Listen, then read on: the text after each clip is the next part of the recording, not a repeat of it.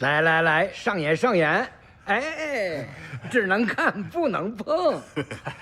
白老爷最近喜事连连呐，先是补了实缺，又在古玩店捡漏了一块100年前的金丝墨，这运气来了呀，挡都挡不住。那是，这是让我等羡慕啊！没说的，这一顿呢，您请了。哎，对，哎呀，一顿饭而已，多大个事儿啊！说好了。不醉不归，哎，不醉不归啊！不醉不归，不醉不归，哎，不醉不归。吃好吃好啊！我看看我这墨啊，哎呀，好墨呀，这。趁着大家的酒劲儿来了，白老爷，何不让我们见识一下宝墨的奥妙啊？对，真想看？想，让你们开开眼！哎，来。老爷，好东西呀！今天我要与你们分享。阿娘，事情都过去了，你莫要再对我板着脸了。幸好圣上是个贤君，龙香郡的楚将军又愿意为你出头，要不然你平白赔上了一辈子，还得罪了吴相。阿娘。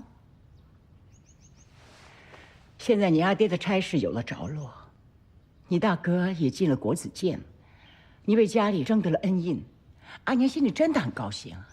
可你的豪言壮语一出，这怎么收回呢？真要遵守诺言，你可得守一辈子寡。阿娘，女儿想过了，在女学里，好些个先生和学长，他们都选择寡居一辈子，他们能够自食其力养活自己跟家人。那女儿也能？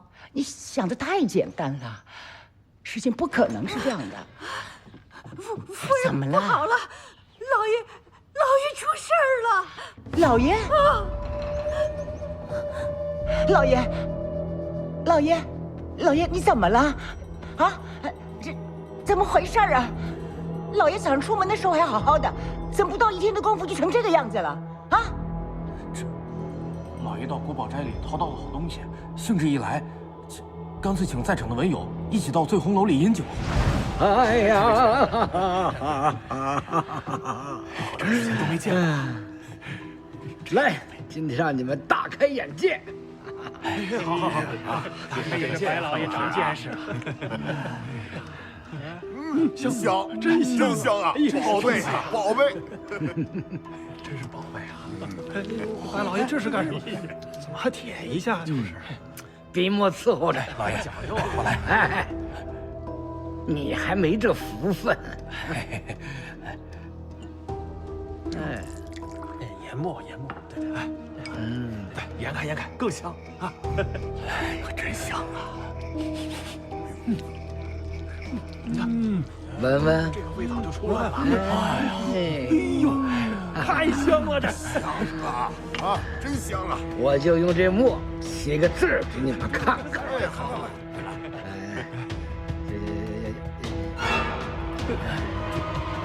老爷，这怎么回事？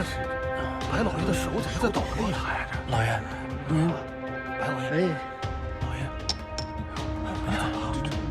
您没事吧？白老爷，您没事吧？这是白老爷，你怎么了？老爷，老爷，我去找人，我去找大夫啊！我去帮忙，我也去。怎么样，老爷？结果就成这样了。对呀，这算是疾病吗？可是老爷身子一向康健呢。夫人，大夫来了！快来！老爷，大夫来了，别怕。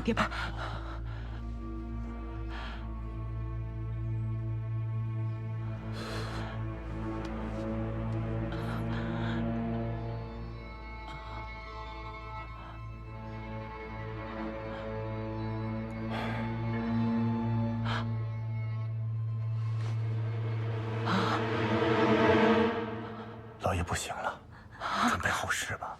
告辞。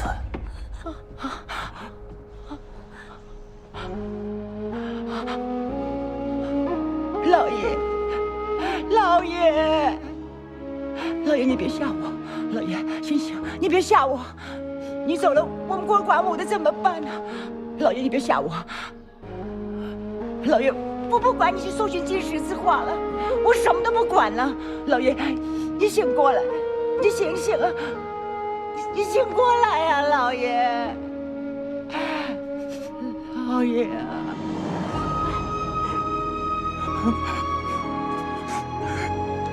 老爷，老爷啊！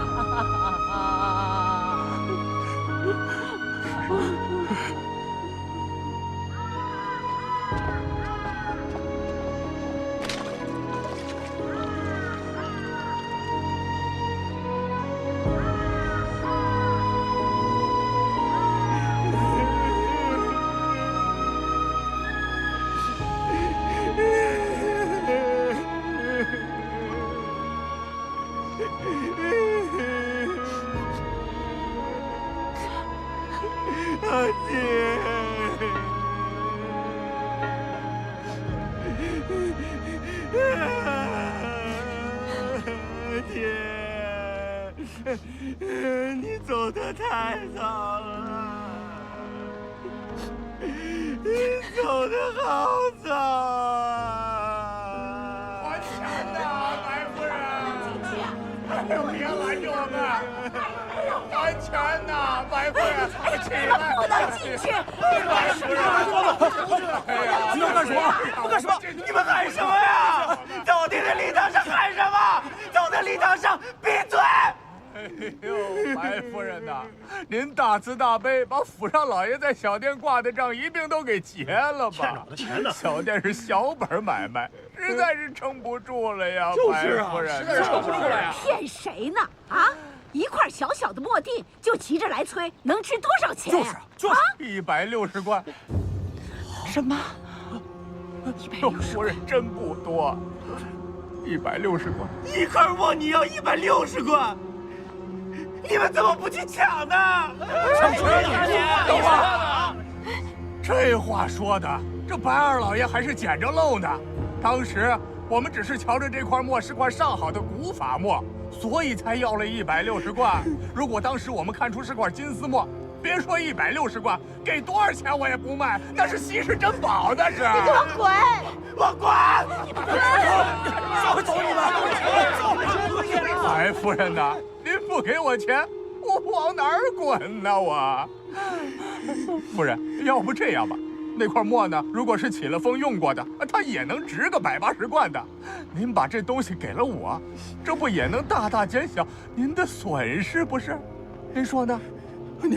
娘，半生半硬，墨呢？墨，说呀！夫人，当时一片混乱，那块墨被扫在地上，摔成了粉碎呀！什么？没了！我的钱呀，我的墨呀！白二爷活也不活，快把我带过去！住口！必须得还钱！这是先父的灵堂，容不得你们在这吵闹。我钱没了呀，你们呢？夫人，您家老爷也在我们家店铺挂了200贯的债，我是东城雪玉楼的。对，我的玉器铺也欠了100多贯，还有我的，我这还有100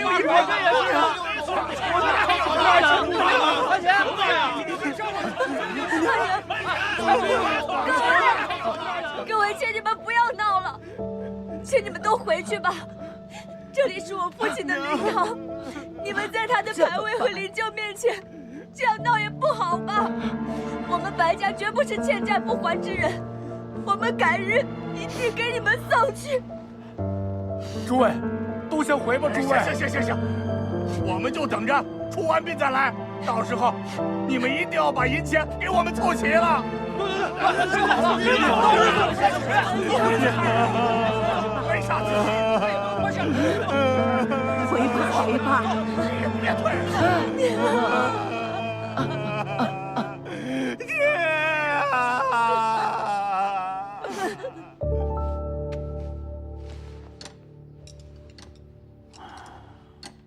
白家一共欠了多少债？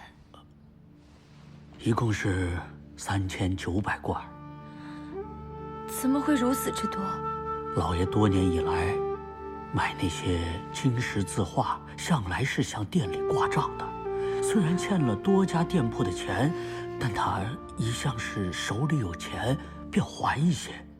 再加上他有官职有俸禄，所以店家也不强求他还清。如今老爷突然故去，这些店家才一拥而来要钱呐。那他们是怕白家还不起，还是认为白家败落了？只怕白家账上真没这么多钱。唉，如今就是把账上掏空了，也拿不出这笔钱呐。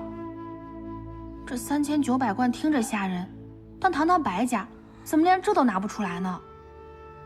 白家这几年运道一直都不好，先是为了巴结吴相花去了不少，然后又被陈文德罚去了1000匹绢，再之后官兵光复荆州城，又为了除去附逆的罪名，又花去了些许。即便这样，二叔父还是继续买着金石字画，日日饮酒宴客。那白鹏坤也日日去青楼跟同窗比阔。唉，算账平账的事儿，老朽已然无能，府上今后只能另请高明了。哦，对了，彭坤郎君最近从账上借走了50贯，若是能拿回来，也算去掉一个债主啊。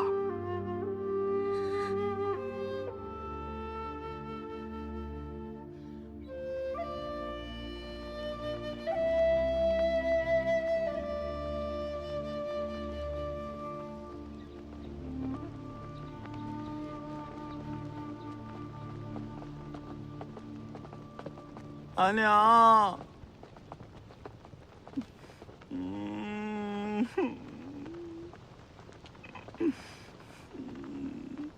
怎么样？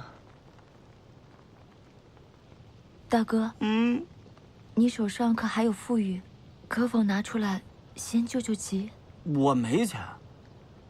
我要有钱，我早换马车了。我店里坐那马车都是旧的，都知道我没钱。阿娘，你知道了对吧？我有钱早换了。再说了，我虽然是白家大少爷，但我一没产业，二没差事的。我要有钱，倒新鲜了。倒是你，哎，阿娘，她不是有个美国门的公婆，也算是我们白家正经亲家，是吧？咱白家现在遇到坎儿了，是不是能借你钱啊？大哥，啊，说对了是不是？我怎么把亲家给忘了？对呀。快，背纸笔，我写封信给他们。背纸笔，背纸笔，哎，背纸笔。哎呀，又怎么了？夫人，郎君娘子，万家前管家来了。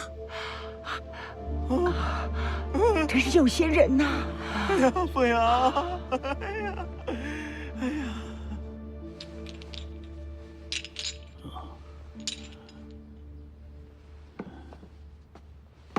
夫人。这是我家老爷和夫人托我带来的10两黄金。只有这么些？这万家的师伯和伯母就让你带来这么点吗？父亲母亲高义，我们全家都敏感五内。这位刚吉普，亲家还有没有别的话要带给我们呢？啊，老爷和夫人让我带个口信，说万家因灾克重，时下能动用的活钱都在这儿了，剩下的要等他们回池北去筹集。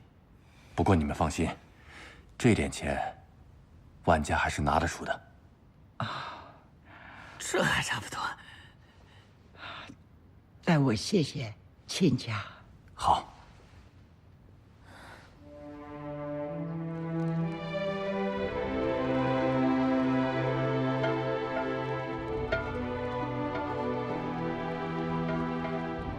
短短2日，家中变成了如此模样，真是未曾想过。二叔父身体一直很好的，这次也真是突然，但那些债主却是在意料之中。他在外面花钱一向大手大脚的，人死如灯灭，我也不想说阿爹的不是，但他可曾考虑过我们？你也别太忧心了，这3900贯听着吓人，但只要万家肯帮忙，都不是大事。万家在池北可是当地的富户，这些钱对他们来说不算什么的。这我如何过意得去？我当初认万家二老做父亲母亲，是为了孝敬他们，可如今却要他们为我们家如此的破费。既然是一家人，就不必这么客套。这次若是没有万家帮忙，你阿爹的葬礼上还要有人来讨债呢。先顾着眼前吧。只恨我不是男儿身。得了吧，你们家这些事儿，都是2个男子汉大丈夫干出来的。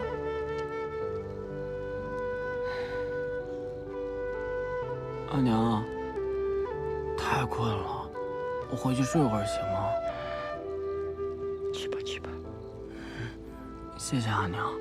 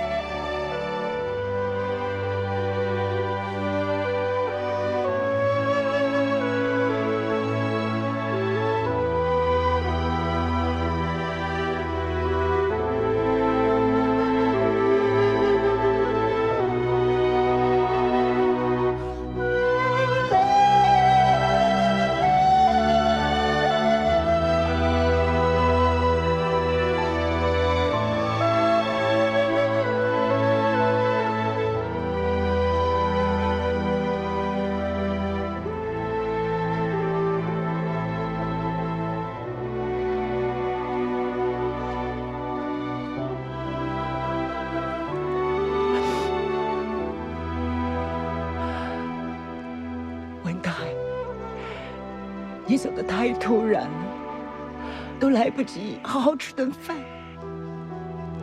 到了下面，你就大吃一顿吧，千万别再碰金石字画了啊！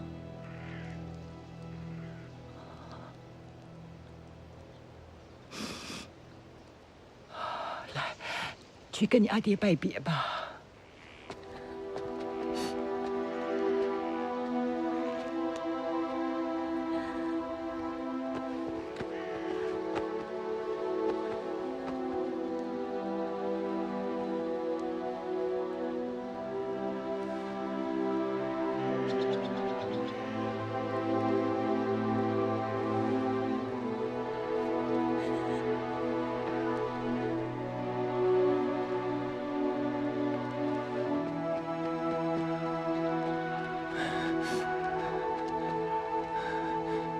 白夫人，我家老爷和夫人让我给您送一封信。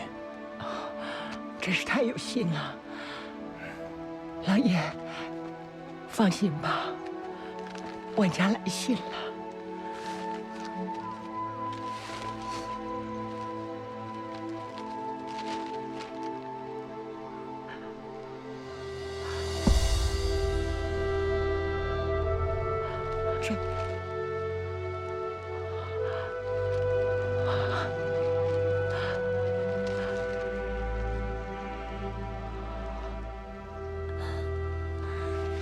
阿娘，信里写什么？没事儿，回去再说。不用扶，我自己来。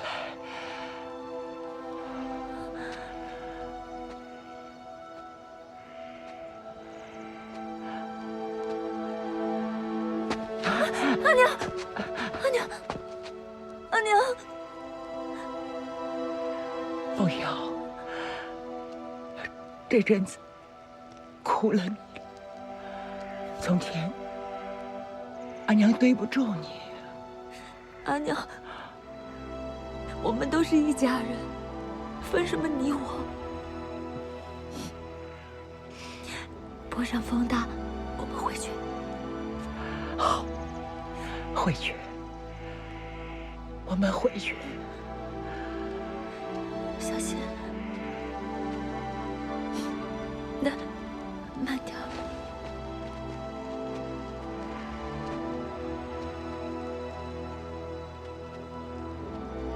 爹！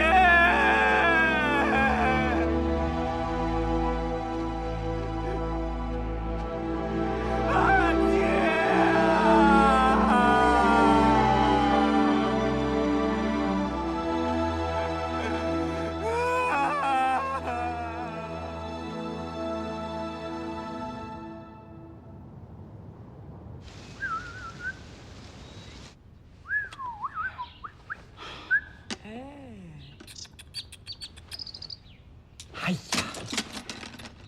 跟玩家结亲，真是倒了8辈子的霉。关键时刻不顶用，还写封信来假惺惺。眼下能变卖的都盘算了，还不够还1半的债钱。难道非要卖这个房子吗？可卖了房子，咱们住哪儿呢？哎呀，你这个傻儿子呀！都什么时候了？你不帮忙，还在这玩鸟？哎呦，阿娘，你别把我鸟吓着！你还把你娘给气死了呢！你真以为卖了房子就没事了？真是白养你！好，你还笑？行了，阿娘。都说养儿防老，这办法我早就想好了。咱家不还有个宝贝吗？什么宝贝啊？哎，莫喜啊！你看那丫头长得，鼻子是鼻子，眼睛是眼睛，准能值个好价钱。做你的春秋大梦去吧。那丫头有官级在身，不能发卖，不然你以为会留她到今日啊？哼，莫喜。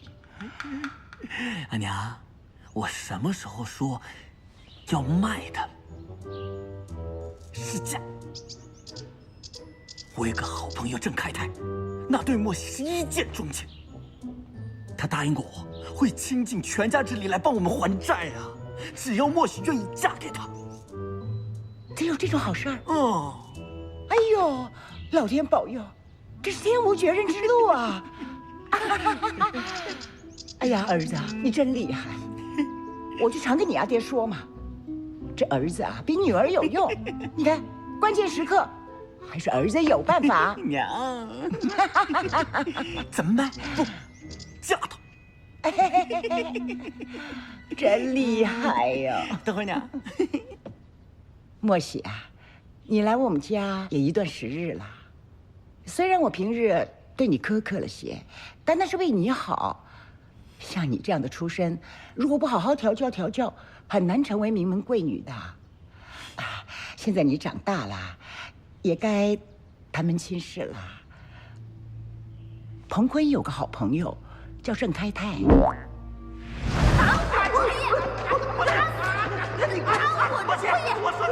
我说你贤良淑德，是他逼我的，他收了我的钱。家财万贯，人长得也清秀，这么好啊！当这不是最好的，可配得上你呀。不乐意呀？不乐意也没办法，我都收聘你了。哎呀，我们家的情况你也是知道的，你要是让人给骗了，你要是不答应帮我们的话，我们全家就死定了。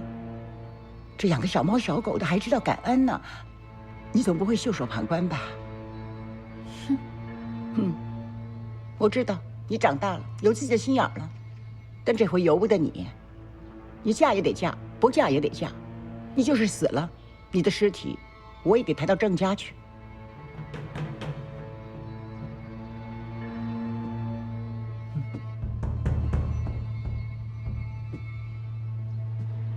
你想干什么？二叔母，你这花歪了，帮你戴戴好啊。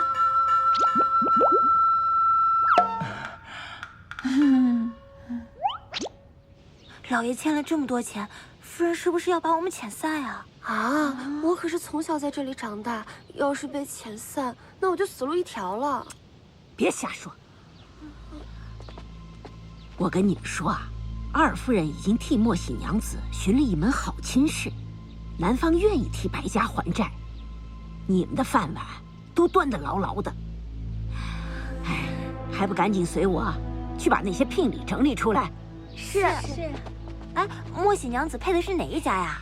就是少爷的朋友郑郎君呐，就是那个整天喝花酒，还死了几位夫人的郑郎君啊！别乱说，这话怎么能乱说？你们说的都是真的。哎呦！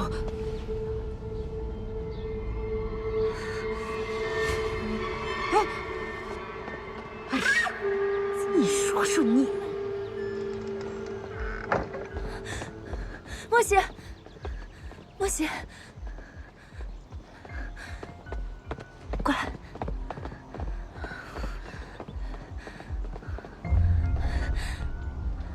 我阿娘要将你嫁给郑开泰。我知道，二叔母已经跟我说过了。那你为何还不跑？跑？往哪儿跑？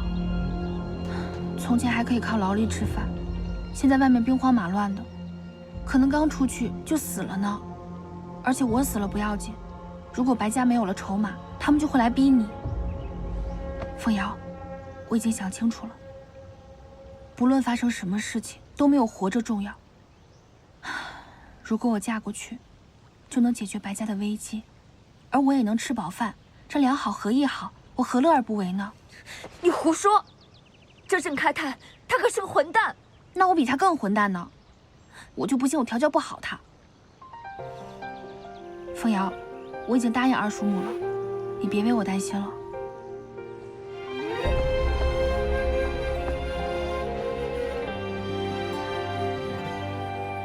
谁的相思太浓，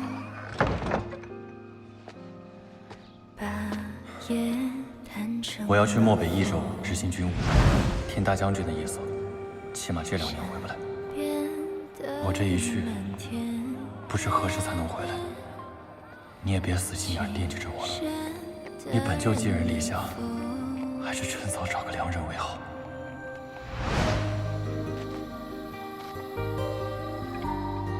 万家贵，我要嫁人了。我不是那种话本里的女孩，不会从一而终，为你守节。我更希望的是能好好的活下去。他们都说他是纨绔子弟呢，但我可不怕，我是白墨喜啊。莫西，你怎么还在笑啊？你这次必须得走了。怎么啦？我打听了一下，这个郑开泰，他简直就是一个混世大魔王。他在家里养了特别多年轻的仆役，他的前几个夫人就是被那些仆役活活打死的，还有一个夫人直接被活活丢到了井里。这种人简直就是丧心病狂。你要是跟着他，你下半辈子可就完了。不行不行，这小命不能玩完呢！快走！哟，二位妹妹去哪儿啊？我们出去逛逛。出去逛逛？莫喜妹妹马上就要嫁人了，实在不宜出去啊。这真要买什么东西，阿哥可以带喽。哎，另外告诉你一声啊，那个墙头、墙角、后门、前门，我都找人给你看着呢，就不劳二位妹妹费心了。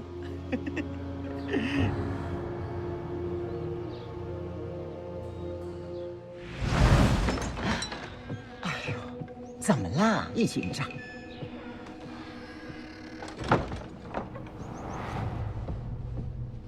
我后悔了。后悔？来不及了，我都答应郑家了。我不是后悔嫁给郑开泰，我是后悔我们白家的礼钱要少了。足足2000贯，还少？哎呀，二叔母，你要是听我的，可以要4000贯。4000贯呢？我跟你说，这也行。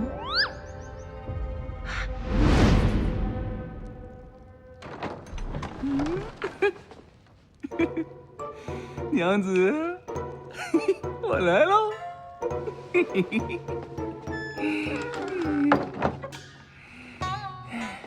娘子，这堂都拜过了，怎么还拿着扇子呀？害羞了？拿开，拿开，让夫君我亲一口啊！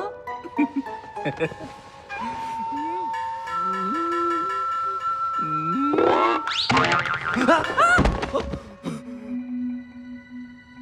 怎么是你呀？怎么不是我呀？我要娶的是白墨喜，不是你。你们这是骗婚。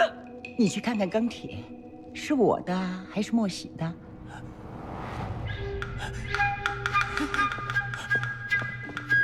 庚5年，怎么那么老啊？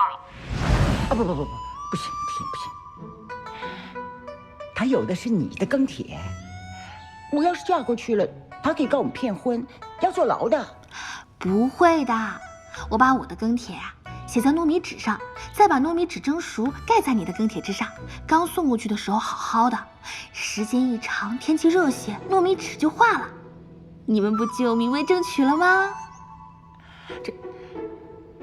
可我是少妇的。你傻呀！他当然不会娶一个老妇人为妻。郑家吃了这个哑巴亏，一定不敢传扬出去的。到时候你想要多少封口费，不是随便提。你怎么那么机灵啊？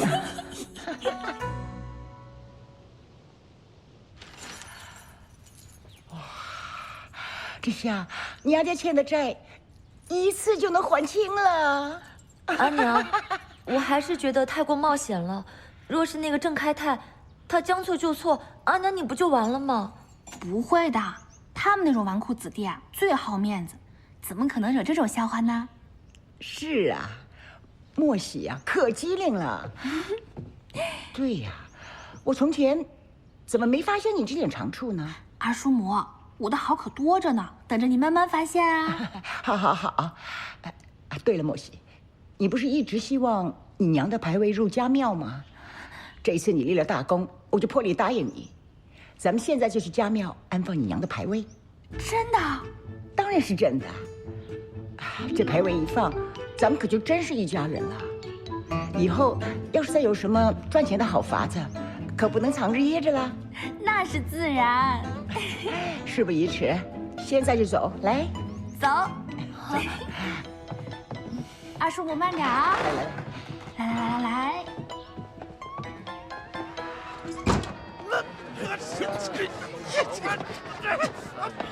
出去！这事跟我没关系啊！姓白的，你们全家耍我一个人啊！我不知情啊！你还狡辩？怎么白墨喜的庚帖会变成你娘的？我从现在就想打掉！行，只跟他一般见识干嘛呀？滚！快走，喝酒！你们忘了我一会儿啊！一会儿，白少爷，郑少爷说了，以后你进门的钱他不帮你付，想进门先交钱。钱？我跟他们真一伙，都是兄弟，没钱不让进。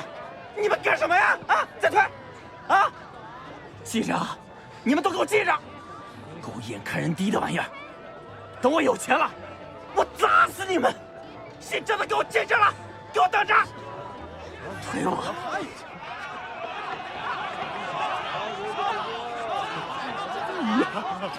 昨天还是个穷光蛋，今天就变成大富翁了。老天还真是眷顾我呀！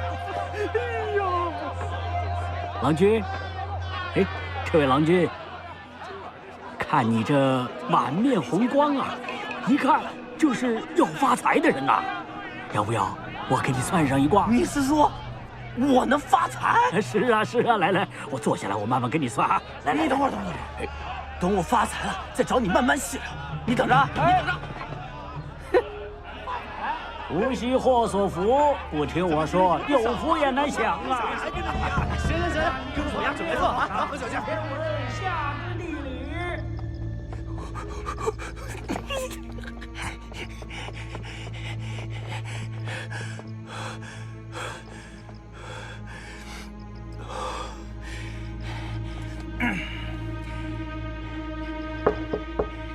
阿娘，你睡了吗？阿娘，我是这么想的，这些聘礼呢，刚好够还债。这还完债之后，家里还得过苦日子。我就在想，不如你拿出一部分钱给我，我去赌一把，对吧？那今天我碰到一个算命的，说我运气特别好，说不定我还能把钱挣回来，居家过生活还能改善一下。你说是不是这个道理，阿娘？阿娘，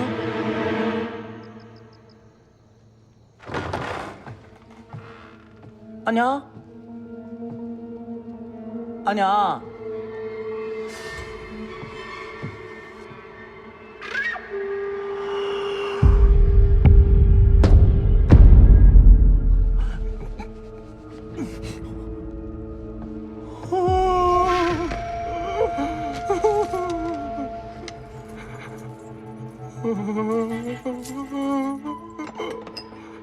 这么多钱，这么多钱，我该怎么还？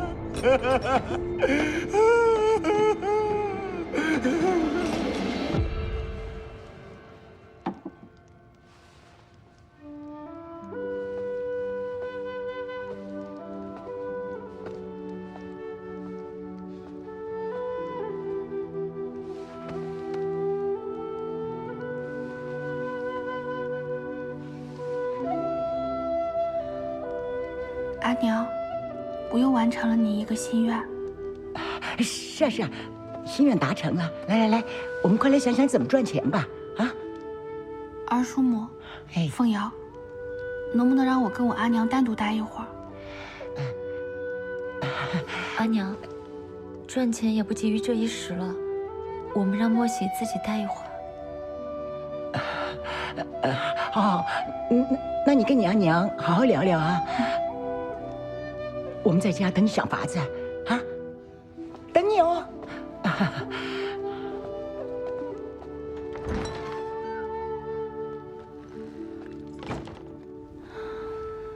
阿娘，你开心吗？娘开心。阿娘，娘更希望你开心。丫头，你给我记住了，无论什么时候，你都不能放弃自己，你都要好好活着。只有活着，才有希望；只有活着，才有明天。你看娘那么难，不也站在你爹面前了？我们莫喜啊，长大了，你可以一直是那个健康、勇敢、乐观的小丫头，对不对？我记住了，阿娘，你放心吧，我一定会一直这么健康、勇敢、乐观的。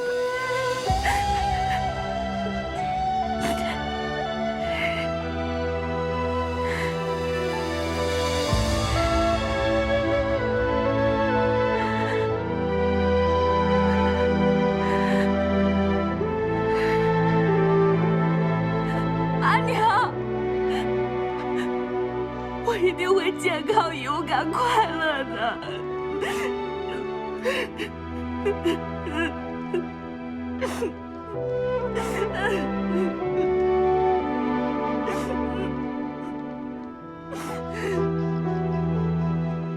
你跟莫喜最要好了，记得要多问问他赚钱的好法子。阿娘，不是我失礼哦，那些钱过了明天就要全帮你阿爹还债了。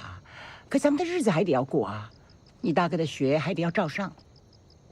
毕竟他是家里唯一的男丁，将来还得要靠他呢。这没钱怎么行啊？原来对莫喜好，就是因为这个。不然呢？大老远的往家庙跑，你有我闲得慌？待会儿进了屋，记得要找艾草来熏一熏。一路上黑灯瞎火的，不知道有没有沾染什么不干净的东西。去呀，去。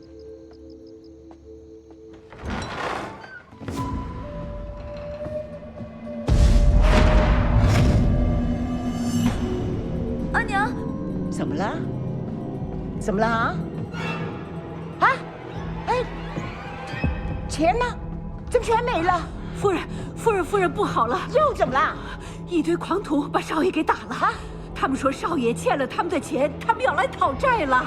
怎么回事啊？哎呦，怎么回事啊？这是要干什么？你们？大哥，怎么了？哎呦，你干嘛呀？儿子，干嘛打我儿子呀？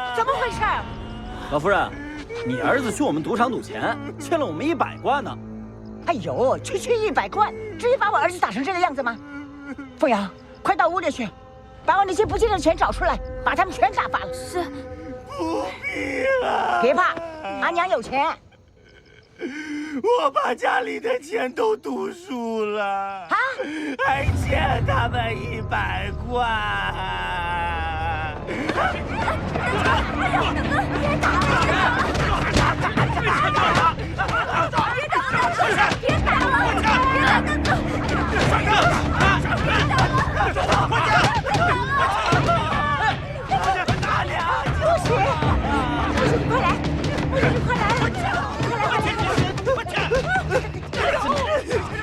这杀千刀的把郑太太给我的钱全输光了，还倒欠100贯呢，这下怎么办呢？哎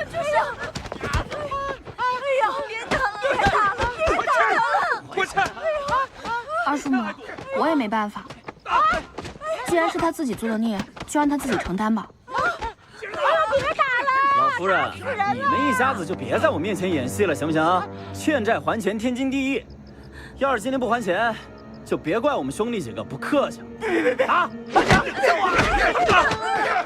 哎呀！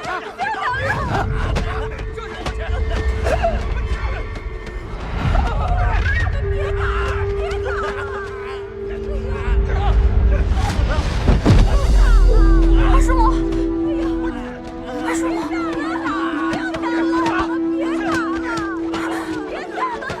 凤阳，你们，凤阳，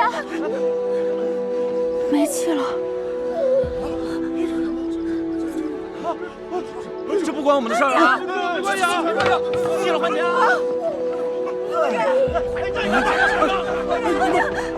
阿娘，夫人，阿娘，阿娘，你醒醒！男人呢？快去请大人！难道这就是报应吗？当初二叔母不迫我嫁给郑开泰，就不会有今天的结局。害人终害己，想想我设的这个骗婚也是不对的。我以后绝对不要再做这种事了。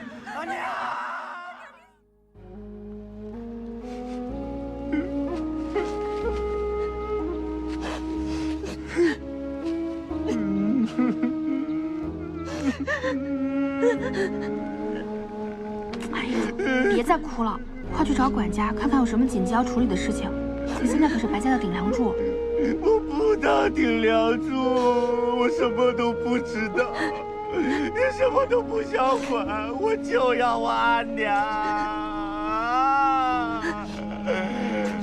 哎呀！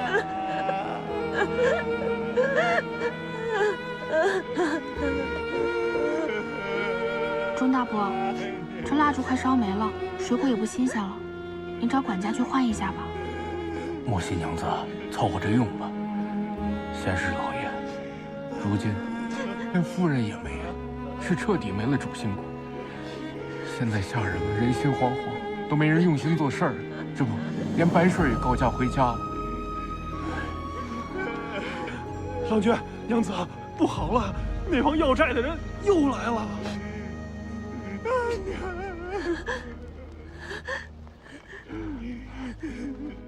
唉，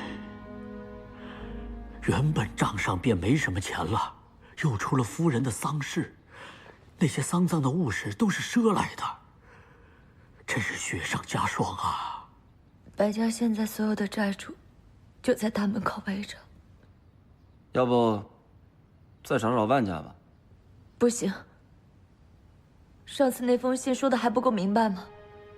万家二老自己也有难，而且他们族里的人觉得，他们的儿子已经战死了，就应该找一个人来过继，而不是被人哄着来填补白家的债。而且这次事情闹得太大了，他们的账面已经被族里人看得死死的，根本不可能抽出钱来帮助我们。说你不懂事，真是一点都不缺了你。当时你说，终身不嫁，为万家守节，咱家现在这样了，他万家说什么了？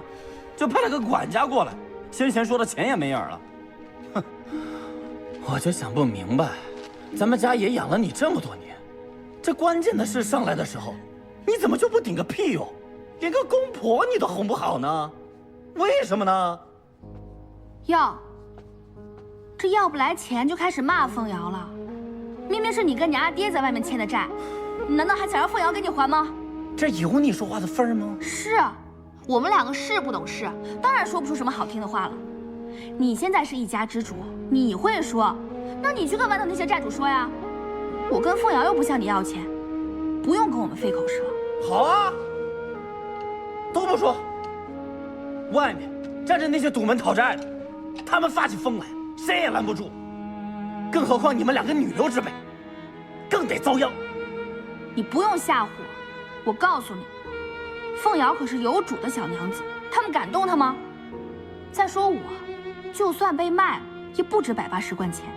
但你可就不一样了，金尊玉贵的大郎君，顶天立地的白家少主，他们不找你找谁啊？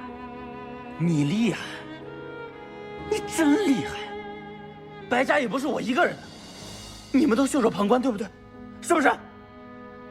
对吧？我也不管了。白凤坤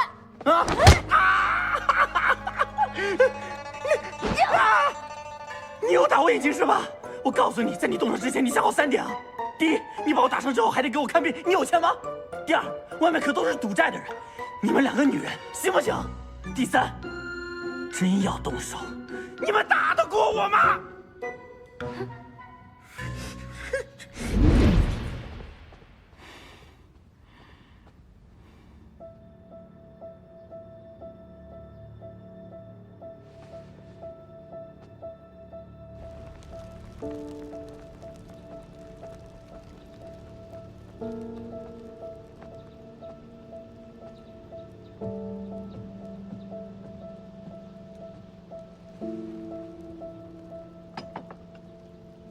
不管怎么样，饭还是要吃的。现在这个家可全靠你了。白鹏坤那个样子，一看就靠不住。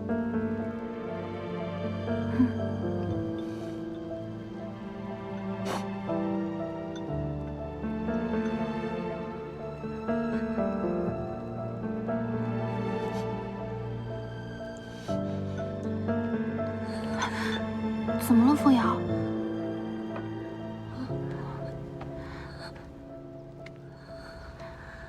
好烫啊！你发烧了？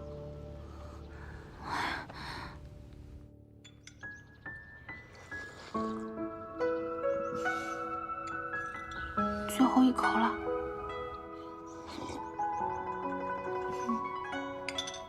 好苦。良药苦口。不喝药怎么能赶紧好起来呢？你若是继续这么躺下去，白鹏坤把你卖了，你还傻乎乎的给他数钱呢。有你在，定不会让他胡作非为的。我得去替你张罗丧事啊！你若是病糊涂了，我又不在你身边，那你可就惨了。所以你一定要好好喝药，安心养病，早日好起来才是。好了，我去处理那些破事，你好好歇着。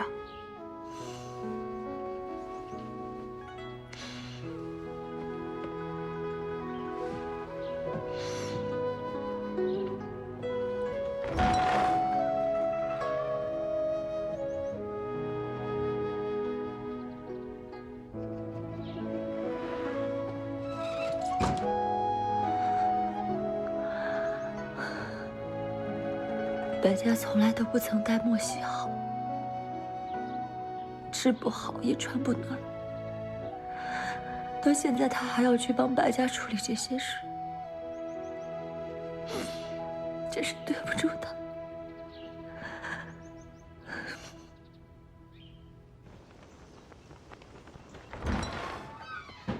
主事的今日来得倒早啊！那是因为贵府这2次都是用的我家寿材，小的不敢怠慢，赶紧就来了。那你就送来300文一具的薄皮棺材，打发叫花子呢，还有脸要钱？哎呀，我也知道不体面，但贵府线下钱不凑手啊，所以我就……放屁！我们白家欠别人的钱，可从未欠过你的钱。你就这么狗眼看人低，送来这种用脚一踹就烂的薄皮棺材来糊弄人吗？那小娘子想换什么样的呀？我二叔母的寿材，要用先前跟我二叔父一样的。哼，那得先付定金了。定金？那如果我没记错的话，我们的钱早就付齐了吧？小娘子，您开什么玩笑呢？我可没开玩笑，我二叔父走得突然，当时白家上下手忙脚乱的，定寿材的事还是白鹏坤去做的。你欺负他是个蠢货，居然告诉他，这棺身跟棺盖都需要整整的1颗木材，足足收了他2倍的钱。我二叔父的那口棺材，你整整多要了1倍。现在这钱用在我二叔母身上，不是合情合理吗？小娘子，这话可不能乱说呀。寻常的寿材都是用1块板切成2片做的，只你家二叔父的这个用了整颗木头，要用的木材自然会更多呀。你看我二叔父已经入土了，就在这红口白牙的胡说八道。但你忘了一件事儿，我二叔父的牌位也是你做的。据白鹏坤所说，那牌位用的是棺材剩下的余料。我们现在就去把那牌位劈开来看看，用的到底是1整颗木材，还是劈成2半用？哎，莫西小娘子，你可知道把牌位劈开，那是大逆不道的。那也总比去挖坟开棺重新检验来的强。我告诉你，本娘子可不怕什么大逆不道。走，现在就去。如果是我骗人，那我大不了被白家扫地出门；但如果是你骗人，你就把先前所有棺材钱全部都退给我们白家。哎，别，不用去劈牌位了，行吗？啊，小的我认栽，寿材我派人送来啊。告辞。哎呦，真是领教了，小小年纪心狠手辣，真是疯了。娘子，真是巾帼英雄啊！我再能干，也不过是替白家挡一挡，让他们少受点骗。但这些债，我也编不出来钱替他们还啊。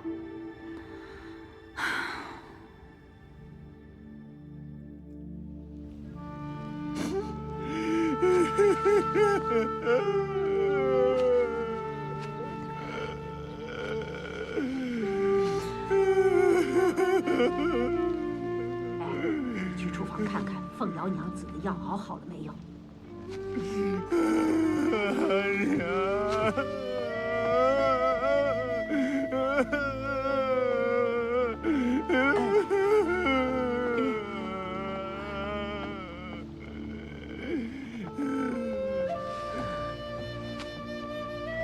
怎么又出来了？你还没好呢。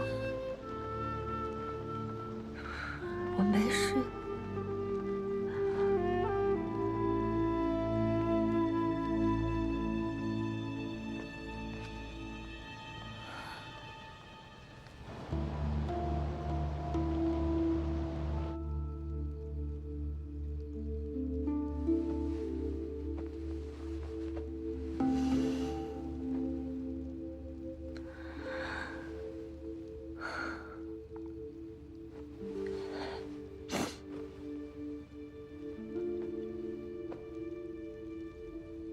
早点睡吧，你都3天3夜没合眼了，这烧刚退又热起来了，再这样下去身体吃不消啊。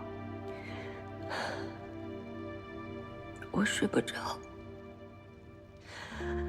我只要一闭上眼睛，满脑子都是阿爹阿娘的音容笑貌。你阿爹阿娘也没想到自己会有这种厄运的。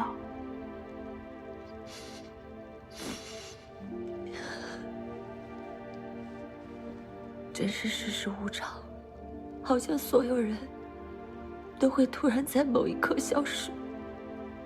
我一想到这儿，我就提不起精神，我觉得自己活着也好没意思。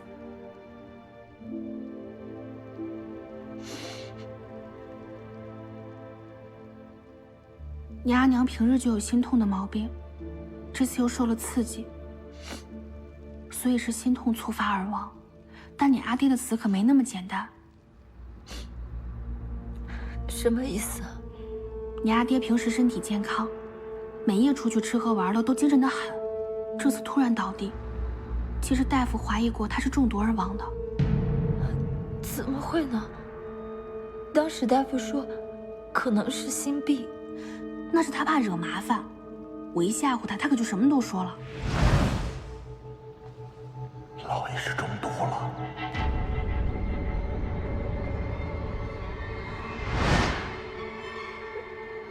怎么会？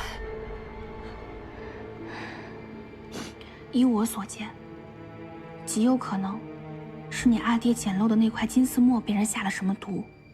这东西本就珍贵，又不是什么偏门之物。那些常玩金石之人怎么会对着看走眼？偏你阿爹就这么幸运的得到了。还有，你阿爹有一个习惯，你知道吗？他每次磨墨之前，都喜欢先舔一下墨锭。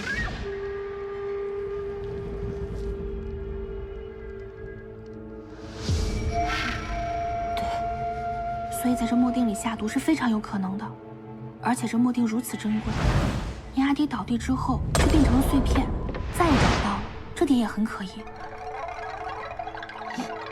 但我阿爹只是一个闲官，谁会想着要他命呢？与你们家为敌的只有一人，还要我多说吗？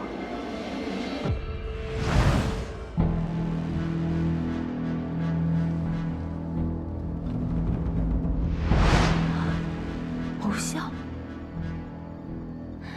虽说你家中败落，但这么快就遭债主逼门，连热孝妻都不放过，极有可能是他在背后煽风点火。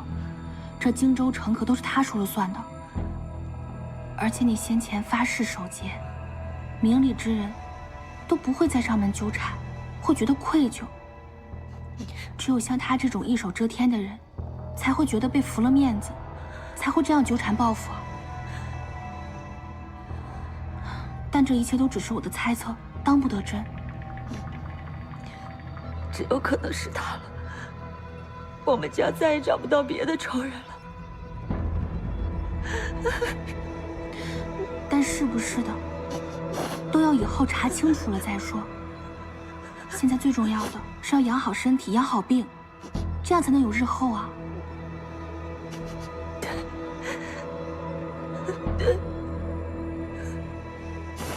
不是。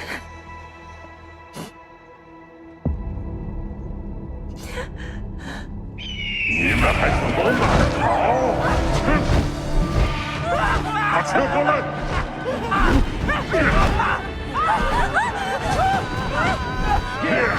有不少钱的，老婆子。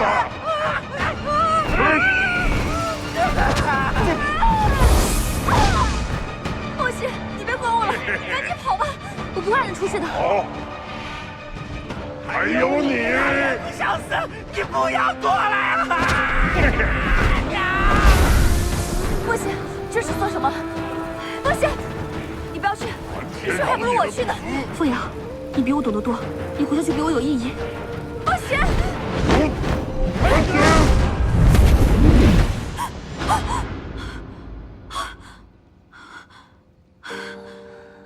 怎么了，莫西？你做噩梦了？怎么样？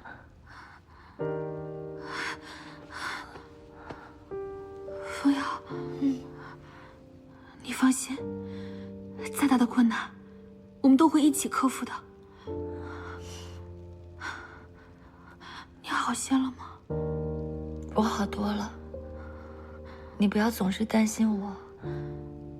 船到桥头自然直，而且除了我们俩，还有我大哥呢。他虽然平日里素不争气，但他毕竟是个大男人，在危机关头，他还是会往上冲的。但愿如此吧。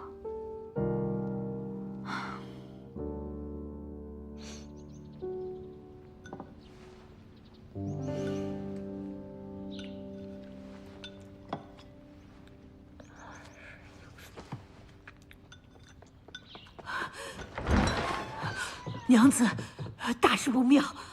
怎么了？这是一惊一乍。没看你家娘子身体还没好吗？不好了，大郎君他不见了。你这话什么意思啊？大郎君好似独自离家出走了，还带走了。不好，白坤坤这小子要冒坏水。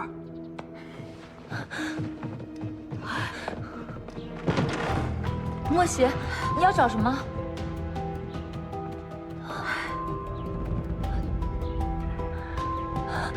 怎么会这样？白坤坤把你阿娘的这些首饰都拿走了。李婆子，白坤坤什么时候走的？还带走什么了？大郎君昨儿问我，夫人首饰是放在上房吗？还问我家里还有什么贵重的在库房里，又问我老爷的那些文玩都放在哪里。我以为他就是想变现，变卖了去还债，就都告诉他了。谁知道他走了，还留了一张纸条。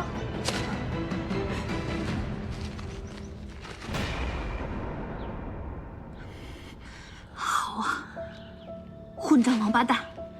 眼看着债主逼门，看着这些债还不上了，竟然卷了金银细软，自己先跑了。李婆子，我阿爹平日收藏的那些古物，虽说有些是假的，但是也有上好的。而且那书房平日里都上了锁，他哪里来的钥匙啊？是他问奴婢要的，奴婢给他的钥匙。你为何不知会我一声便给了？对不住。大概是李婆子觉得你是个女流之辈，总归是外人，只有白鹏坤才是白家的根，白家的希望。没想到这混账东西，居然卷了白家剩下的财物跑了，留下我们收拾这个烂摊子。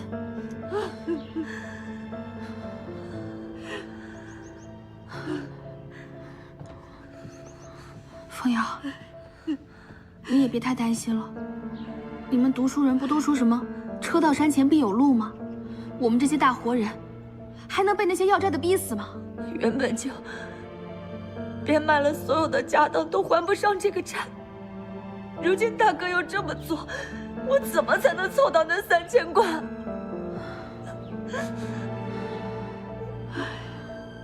只有变卖这宅子了。这可是祖宅。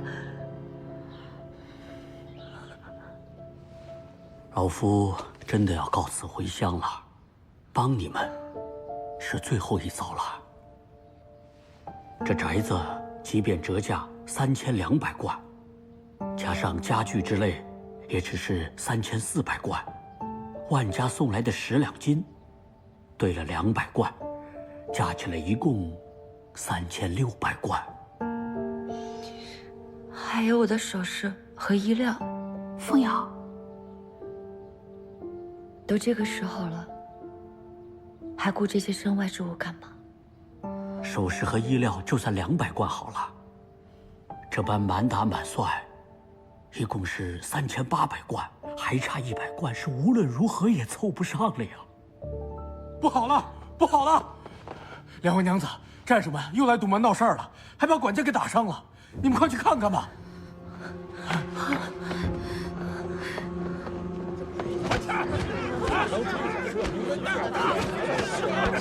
多长时间了，你还不还啊？说再给他慌了，别打了，别打了！快点，过来，别打了！就是，快起来！娘子，怎么样？他们太不像话了！还钱！你们不要再打了，欠你们的债我们已经在筹了，很快便会有眉目了。说的比唱的好听。你们白家人什么时候说话算话了？啊！说好等入殓后3天就还，这又过去了3天，你们又想装死混过去啊？是啊，又想混，你们家又要死什么人啊？我们都习惯了。说还钱吧，你们都习惯了。钱！这你们把你们钱抓出来！没错，没见过你们这样。陈伯，莫喜娘子，你来的正好，我也要回乡下侄子家了。陈伯，谢谢你一直以来偷偷给我留的馒头。唉，只不过是小事一桩，只是今后不能再见面了。你和凤瑶娘子都要保重啊。嗯。哎，对了，外面这情形，陈伯你一时半会儿也走不了，可不可以帮我找一把最大最锋利的菜刀？哎，把这白家的小娘子拉出去卖了，看着还还不还钱？把他拉走！收拾！放开！放开！放开我姐姐！丫头，干什么？疯丫头，你这是要杀人害命啊！来呀，把他手里的刀给我夺了！谁敢动？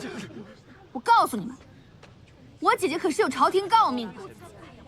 今天我把你们砍死也是白杀，上了公堂我也不怕。这位小娘子，我们没有害人之意，但是欠债还钱天经地义。你们倒好，今天拖明天，明天拖后天的，难道这债还能让你们拖黄了不成？就是。血脉账我们还用拖？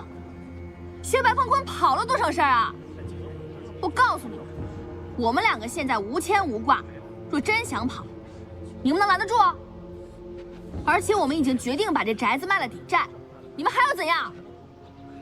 这么大一笔钱，不给我们时间去筹措吗？方才听你们说，想把我们两姐妹给卖了，我可告诉你们，你们若是敢踏入这个宅子，敢伤我们一根汗毛，我就要去告御状，让你们个个都坐牢。小娘子，别拿这话吓唬我们啊！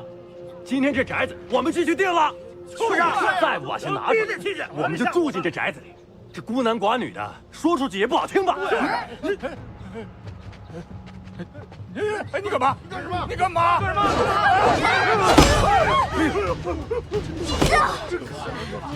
不怕死就给我往里进！我告诉你们，欠债还钱，杀人偿命，我倒要看看，我今天这一条命，能抵你们几条？好，疯了，算你狠，算你狠！走，我们走。等等，你们两个可别想着逃跑，我们会找人看着你们的。对，就看着你们。走，别想跑，走，别想跑不了你们。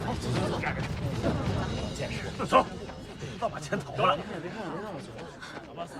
白周，关门。好。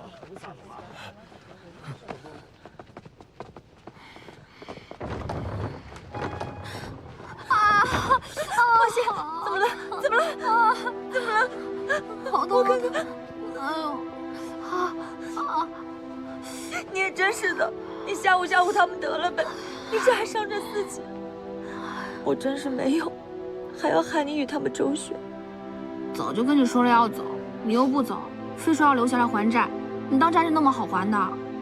我今日若是不还债便逃了，我日后也没有脸回来了。行了行了，这厨房的陈伯也走了，就剩下些干蒸饼跟豆腐脑，我们去吃点吧。走。哎呀！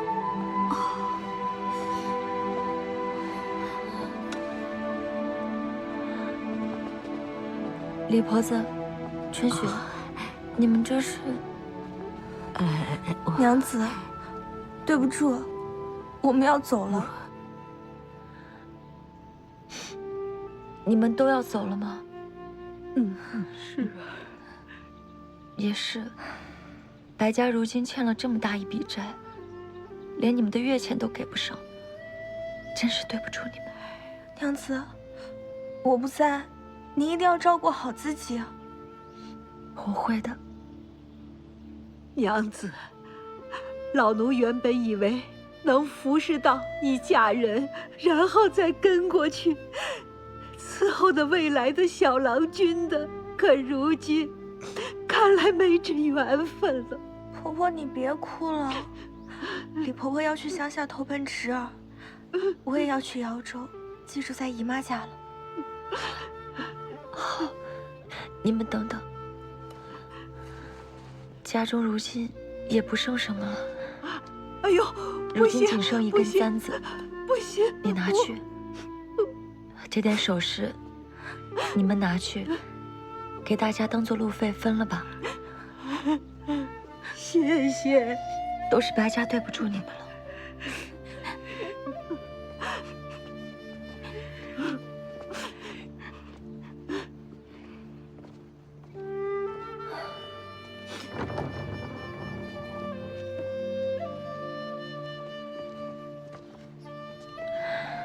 真是对不住大家了，在白家待了这么久，如今却要流离失所了。就这么点饰品，你还给了他们？你有没有想过，我们要是还不了债，连这门都出不去？那些债主可都说了，要在门口看着我们，不让我们逃。只怕咱俩比他们更惨。算了算了。等我冷静下来再想想办法。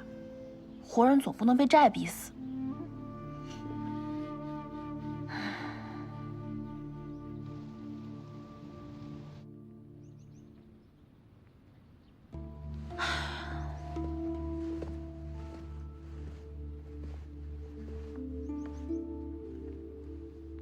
这但凡值点钱的都拿去抵债了。莫西。快些吃口吧，吃完这一顿，下一顿又不知道在哪儿。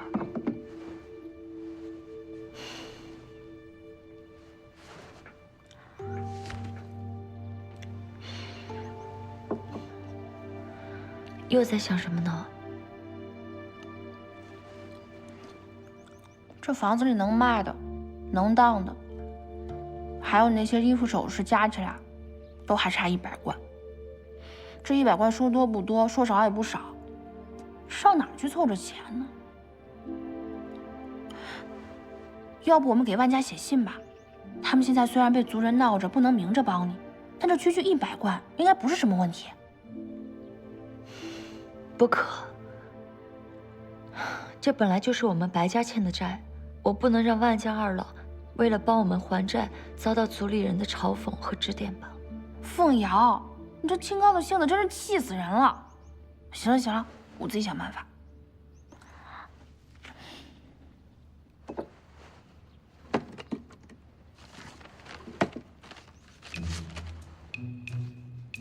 这张房契有何不妥吗？倒也没什么不妥，我就是在想，他有没有什么破绽？万万不可！我们虽然是穷，但是做人要以诚信为本，你千万不能做那坑人之事。看看把你吓的，放心吧，我不会做什么坑人之事的。我只是听说这买房之人是个有钱的波斯人，我想想用什么法子可以让他心甘情愿的多给100贯。心甘情愿？这世上哪有这般好事？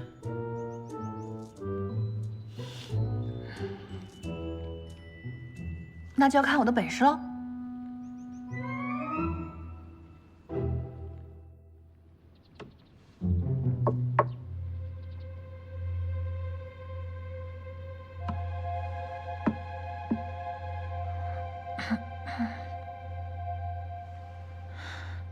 罗德郎君，如你所见，我们白家是官宦世家，如今遭遇意外，才变成这样。现在债主逼门，所以还请您在上次谈好的价格上再多加100贯。我听说你们晋国有句话叫做“一诺千金”，说好的3400贯，为什么要再加价呢？我们白家是官宦世家，自然要秉承一诺千金。但如今债主逼门，甚至还扬言，如果还不清债务，就要把我们姐妹卖到人世上去。白家女子若沦为奴，则是愧对祖宗。我们姐妹2人誓死都不会屈从的。我家也是波斯的贵族出身，因为政敌打击，只能外出在商团谋生。你们的情况，我也完全能够理解，我深表同情。可是这毕竟是替商团买的宅子，我不能完全做主。罗德郎君，我方才看，您对这些家具和摆件十分喜爱。是，这手工技艺真是巧夺天工，无与伦比。我们波斯商团想在荆州城设个商站，这些家具陈设正是我们想要的。那您知道吗？那些债主说，如果我们还不清债务，这些家具跟摆件他们都要拿走，还要把这宅子砸得粉碎。怎么会这样？你们经过的荆州城是有王法的，我们可以上告荆州城大理寺。您说的对，可您别忘了，现在这宅子的主人还不是您，而是我们姐妹二人。他们是我们的债主，如果我们还不上债，他们来闹那也是情理之中，大理寺也不会把他们怎么样。到时候这里一片狼藉，你还如何用作商战呢？那我们可以不买。罗德郎君，实在是抱歉，您的定金已经被他们抢去抵债了。如果您现在不买，这钱数我们无法偿还。怎么会这样？所以罗德郎君，我们现在是一条船上的人，只有把债还清，这宅子才能平安无损地交到您的手上，你们商团才能平平安安地搬进来。所以多花这100贯，您买的是一个安心。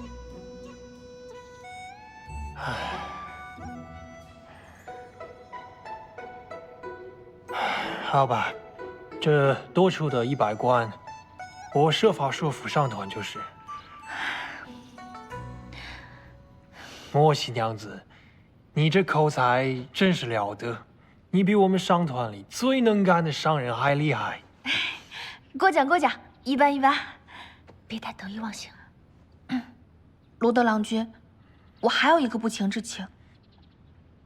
早就该这样了。第一位，马桂堂马老板，里面请。必须要，就是。快点，进去看个情况啊！诸位，我先进去看看去。好，去吧，我在这等你啊。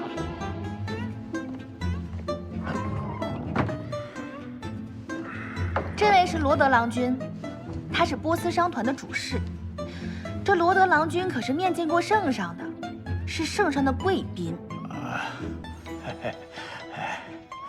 我今日请他来呢，就是为了帮我们作证，证明我们白家的账已经还清了。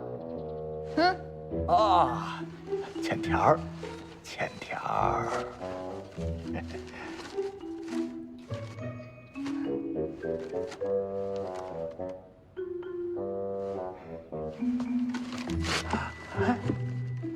我的钱，给你们。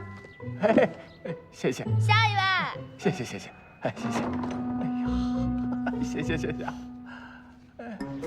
快，该你了，快！谢谢啊，谢谢。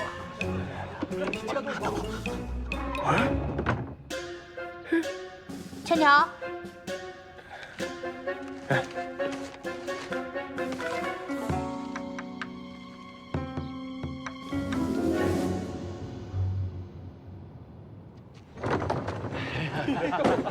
多谢啊！谢谢啊！谢谢罗德。谢谢啊！真不容易。谢谢。先告辞了。告辞。是啊，喝两杯，太这么长时间了。这下团结不说了。吃顿好的，喝一杯。可算是将这债还清了，我现下觉得一身清爽。罗德郎君，这次真是多谢你了，要不是你坐镇，事情不会如此顺利的。我觉得自己也受了一顿惊吓，我需要回去养心安神了。现下这宅子的家具跟摆件都在，宅子也是完好无损的。之前是我危言耸听了，给您道歉。这是我的一点心意。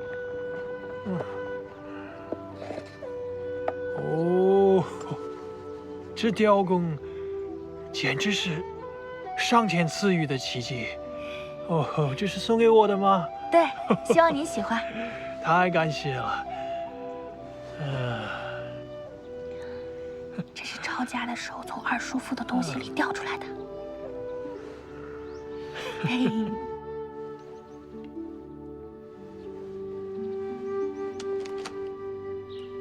莫喜，你看，我去买了些吃的回来。真是没想到啊，你这种养尊处优的小娘子都会上街买吃的了。毕竟今时也不同往日了。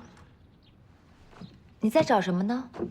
这房子已经不是我们的了，我找找还有没有什么剩下的东西能值些钱啊。能卖钱的都已经卖了，最后那些首饰也给了春雪和李婆子，我房中实在不剩什么了。傅瑶，你看，这还有匹料子，应该能值些钱。这是当时万家送的吧？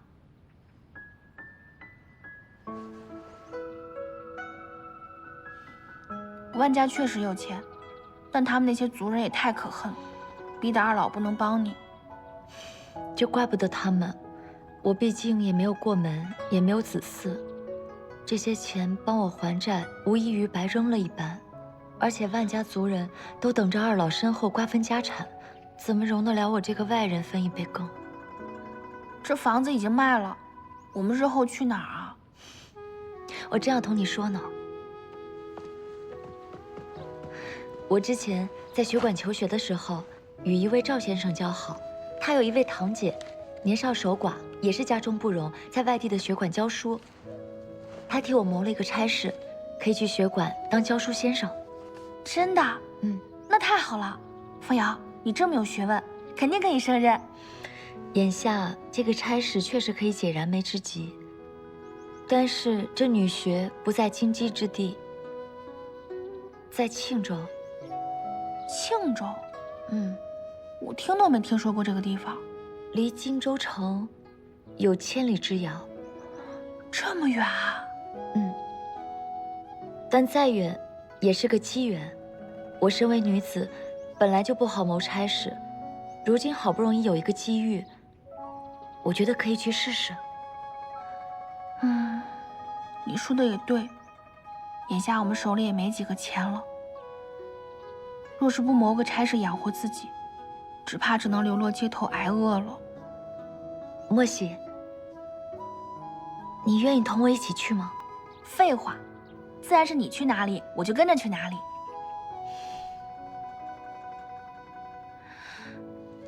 但原本我以为你要去万家的，虽然他们族人不同意，但你有诰命在身，如果去投奔，想必他们也不会把你拒之门外。去万家也是一种选择，但我如果带着你去，也难免会遭受他们的闲言碎语。与其我们在那儿寄人篱下，受人指指点点，还不如靠自己的本事谋生来的舒心。我一直以为你是一个养尊处优的富家娘子，没想到你这么有志气。我身边带着你这个小馋猫，我得养得活你啊。从前阿爹阿娘在的时候，有他们的庇护，什么事情都不用想。但如今，也只剩你这么唯一一个亲人了。我总不能看着你什么事情都为我硬撑，替我挡下一切。我也得靠自己。我们姐妹俩齐心协力，将以后的日子过好。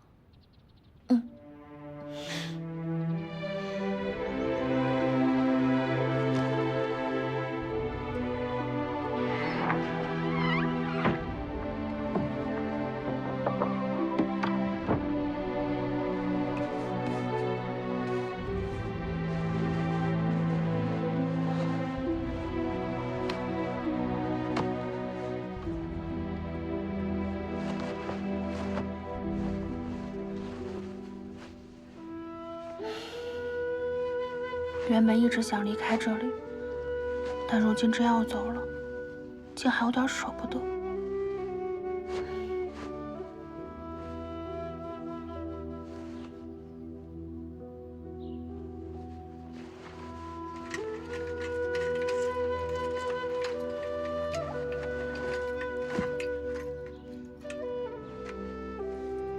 你倒好，就这样一走了之。留我一个人在这里。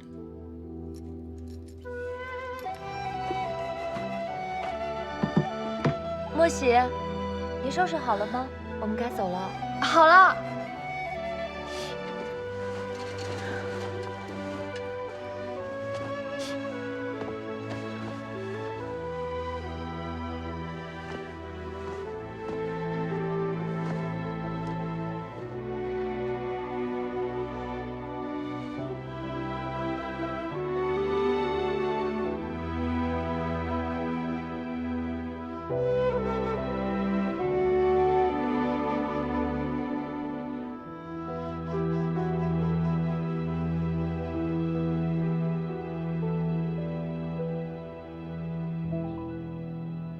莫喜，该走了。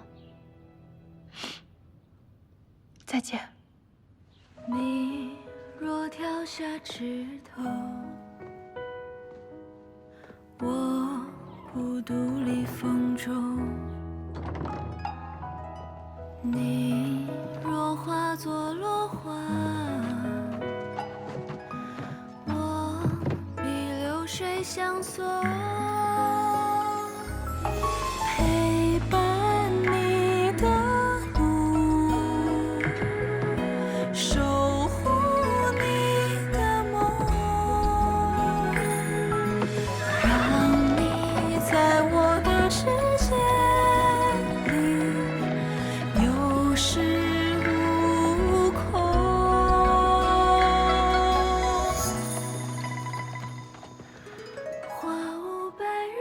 我从小便在这里长大，但如今这里已经不是我的家了，我也真的该离开了。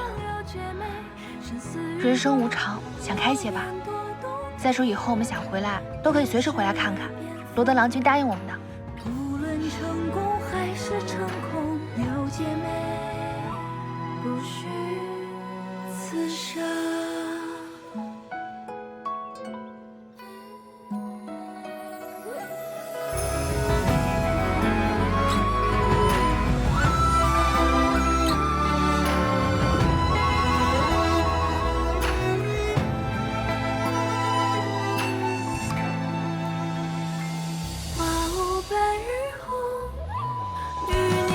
秋冬，无论清晨还是清灯，有姐妹生死与共，诺言多动听，都是耳边风。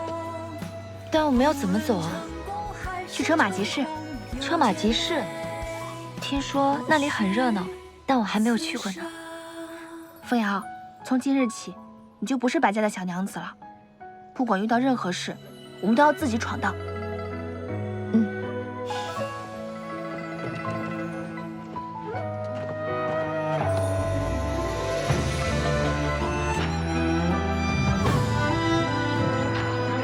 赶紧走吧，我打听过了，路过庆州的商队今天下午出发，我们可别错过了。去庆州的路上会遇到很多驿站，需要通关文书，文隐寺就在前面，我们先去开文书吧。来。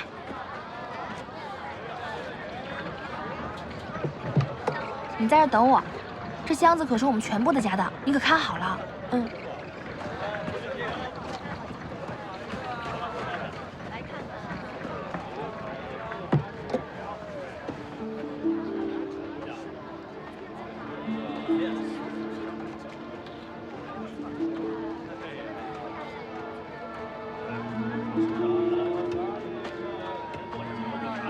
这位小娘子，你是荆州人士吗？是的。哎，太好了！我想去凤鸣阁，怎么走？你给我指个路吧。哦，这样，凤鸣阁，您往前面走，然后右转，然后再左转，走到头便是了。我还不明白，你再给我重复一遍吧。这样，您走到前面的这个路口，然后往右转，走到头之后会看到一个香粉铺，香粉铺那边再左转，走到头便是了。谢谢，谢谢。老先生，在。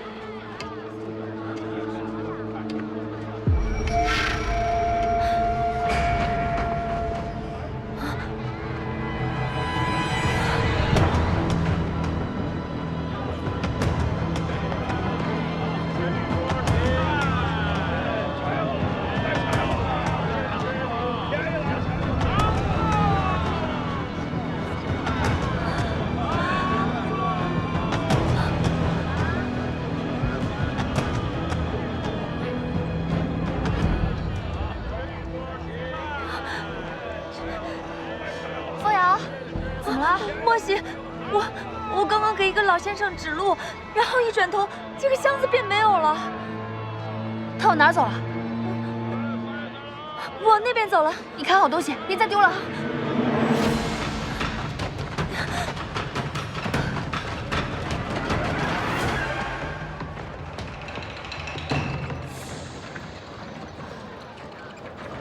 你个吃人饭不干人事的王八蛋，丧尽天良的黑心鬼，当什么不好非当贼？你上对不起你18代祖宗，下对不起你18辈子孙，偷我们小娘子的东西，这是丧尽天良的混账！这位小娘子，为何在此怒骂？捕官大人，我遇到了贼人，偷了我的香气。贼人？贼人去哪儿了？已经跑了。这里往来人多，鱼龙混杂，你若不能当场指认的话，我们很难帮你的。对啊，我若是在的话，东西就不会丢。我要是能找到，还要你们做什么？你们身为捕官，就是这么抓贼办案的吗？小娘子，出门在外，一定要自己照顾好自己，一定要小心加谨慎，要不然就让那些贼人有机可乘了。好，就先这样，我们先走了。散了吧，散了吧，没什么好看的啊，散了。散了。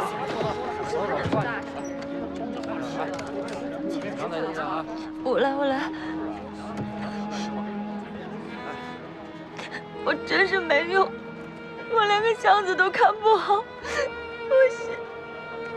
哎呀，算了，东西丢了就丢了，人没事就好。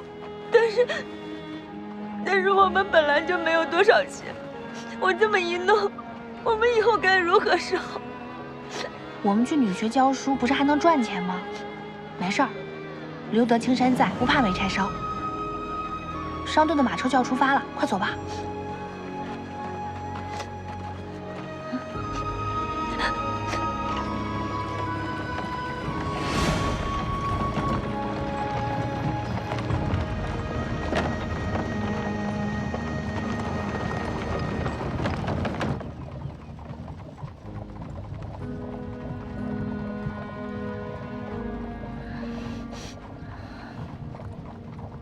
怎么了？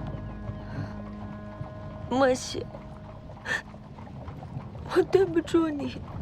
又说什么胡话呢？都是我不好。现在你连一件厚衣裳都没有了。你这不是也没有吗？没事的，路上我们就挤着，不会觉得冷。等到了庆州，这天就暖和了。我觉得我什么事情都做不好，我只会拖累你。要不是我，拿着。我们哪需要在这里啃这个凉饼？万家虽说不愿意替你们家还债，但也是愿意让你去住的。你不肯，非要去当什么教书先生，你当讨生活那么容易的？你以后莫要再提万家了。你可是圣上御赐的儿媳妇。再说了，万家贵的遗书也写了心愿于你。我跟他只有一面之缘。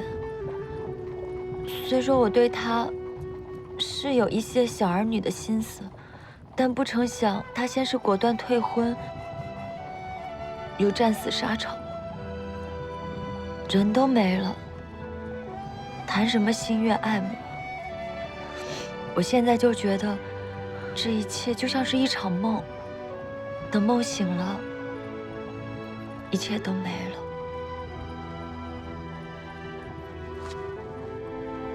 你个傻子！要是没了我，你早就不知道被人卖了7次8次了。我不饿，你多吃点消消气吧。给你你就吃。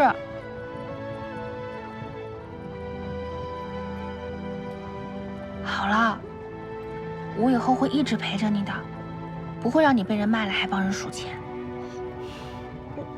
莫西，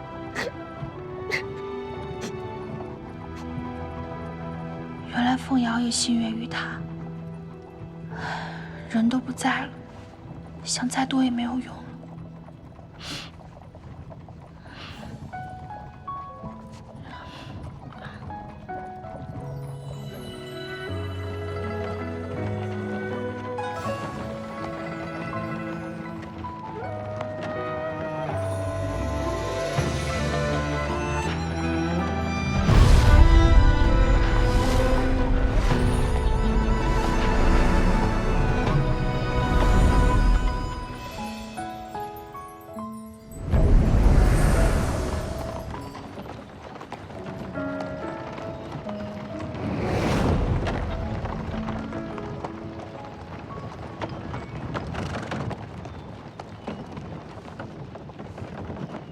伙计们，抓紧时间卸货啊！哎，好。慢点啊。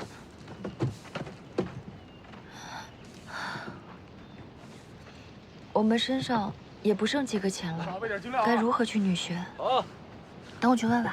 嗯，兄弟，哎，这2天怎么样啊？好久都没回家了，也不知道爹娘怎么样了。哎，好，前2天不是他们找别人给你捎信，你没看吗？哎呦，我们认识的人哪有识字的呀？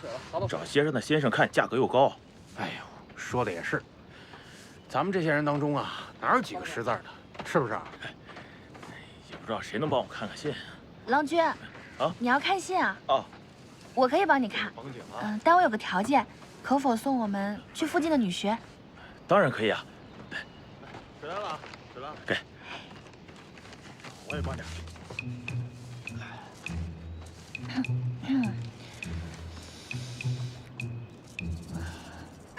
哎呦，这光有点太刺眼了。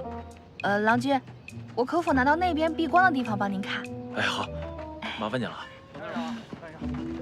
二哥，哎，扶摇，你还是帮我看了。那就。看看这信上写了什么。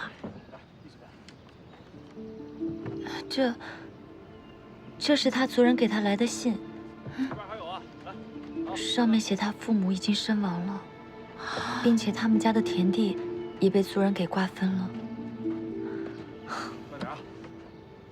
太可怜了，不能把心里的事情直接告诉他。人不少啊。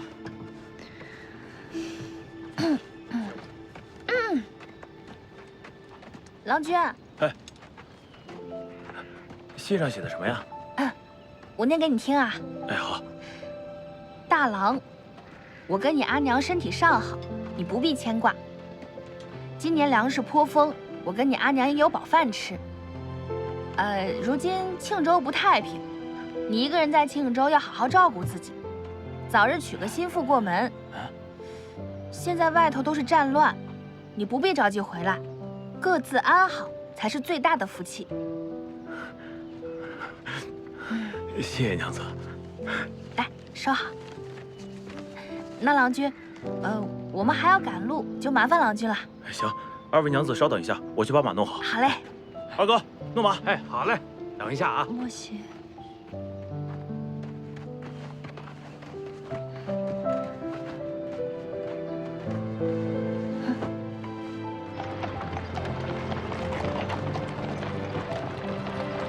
快点，快点，要关城门了。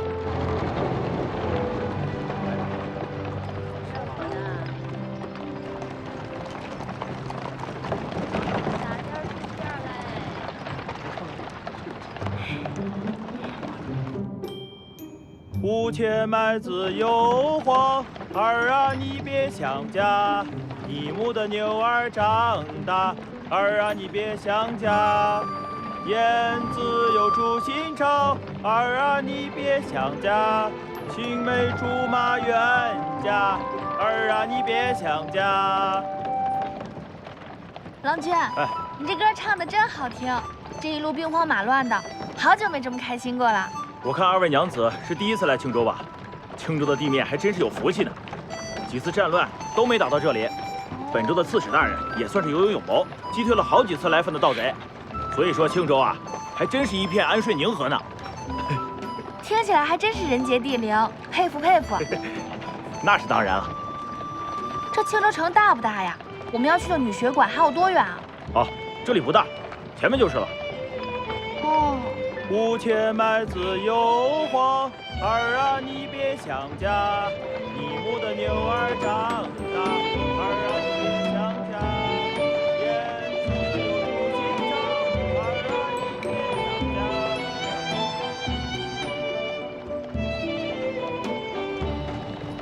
家。到了。这么大，好漂亮。扶摇，我们真是来对地方了。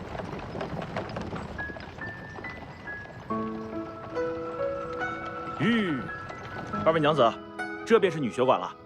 走。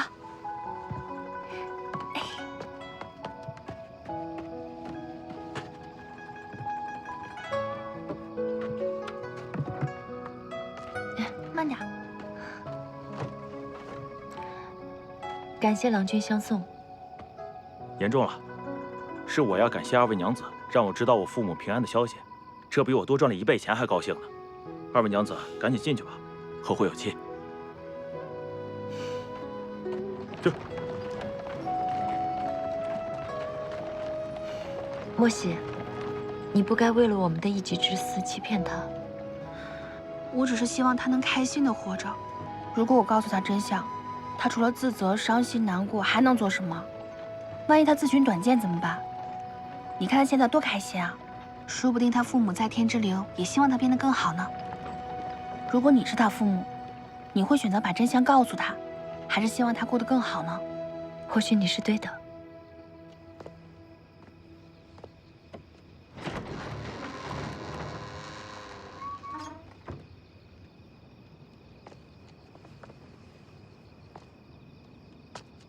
请问是荆州城来的白凤瑶娘子吗？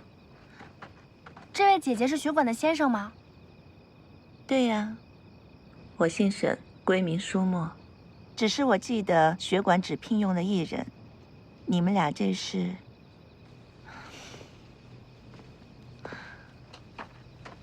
见过沈先生，我就是白凤瑶。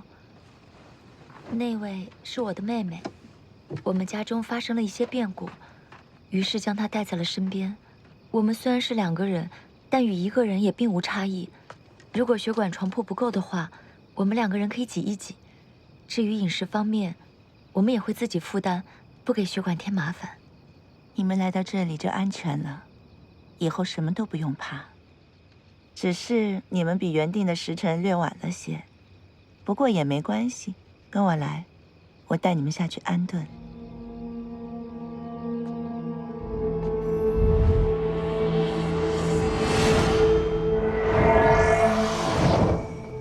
这个地方不简单，我要好好打起精神来。莫喜，给我，我来帮你拿。没事，我来。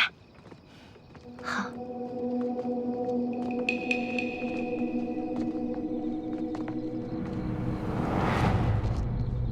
小心脚下。原本我建议山长把这些青苔除去，可他偏说别有一番意境，所以保留了下来。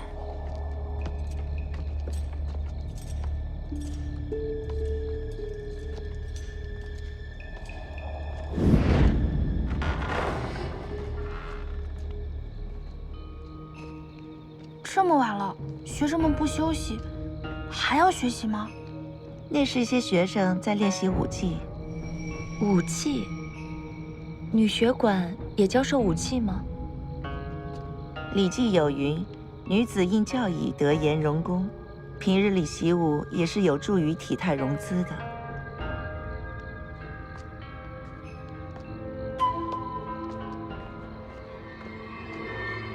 这是谁呀？鬼鬼祟祟的。我们学馆的学生都是庆州的书香门第和官家富户，学生的身上自有几分傲气和怪癖。若今后你们看到什么不妥的，别往心里去。走吧。只怕这学馆里也藏着什么秘密。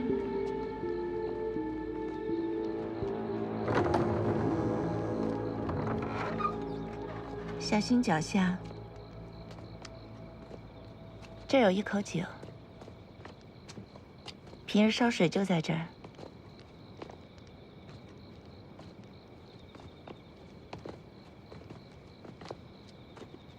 小心台阶。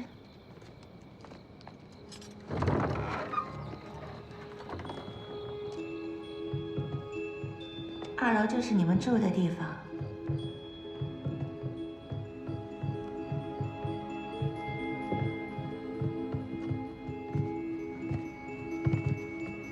这是我的房间，有事情可以找我。这是你们的房间。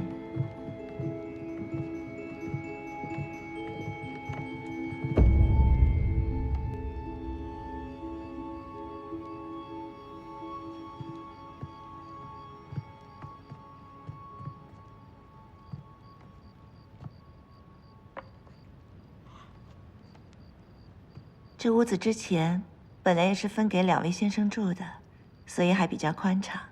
你们俩就安心在这儿住下吧。我们实不相瞒，这次是我们姐妹俩第一次出远门，在路上财物被人偷走了，我们没有被褥。这不是有被褥吗？多谢沈先生，我们俩今晚就暂且在这挤一宿。哎，对了，先前这位先生怎么没把被褥带走啊？先前这屋住的是孙先生，就是在你来之前教授诗书经义的。2个月前，他嫁了一位将军，连东西都没来得及收，就突然间离开了，所以学馆这才闹了空缺。听说你是京城毕涛先生的高祖，在诗书上也甚是了得，所以山长才接受你的荐书。他呀，早就盼着你来了。多蒙山长的抬爱，沈先生你也辛苦了。你们俩也早点休息，学馆的杂事儿由周婆婆来打理。明天一早我会让她送热水过来，山长会在4时3刻到学馆处理事务。你们不用那么着急，睡个懒觉也是可以的。多谢沈先生。不打搅了。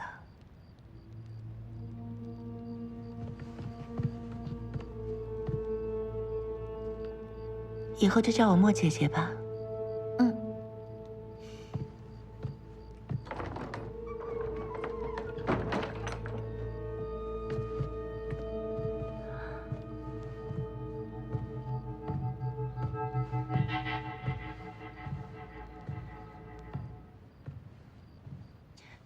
莫喜，这地方比你之前住的小院还要破旧呢，你跟着我出来真是受苦了。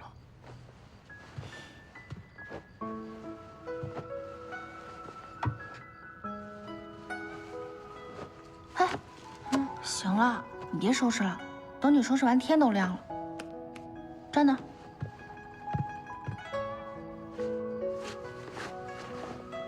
拿着。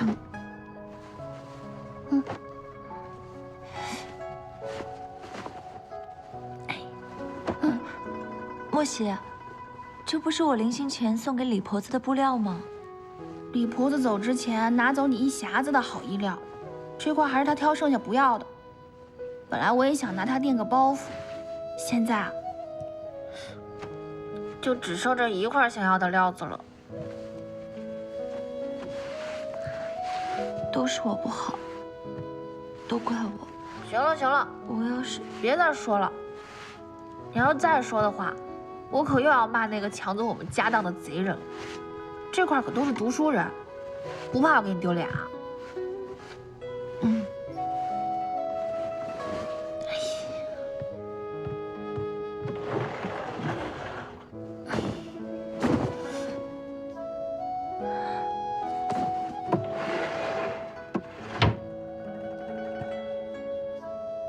口渴了？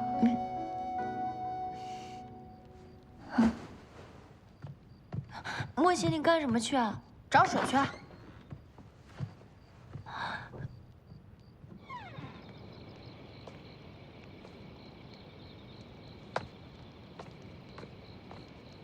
谁在那儿？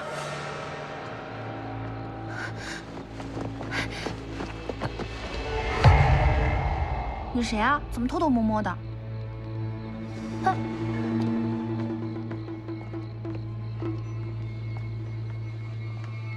鬼鬼祟祟，一看就不是好人。谁呀？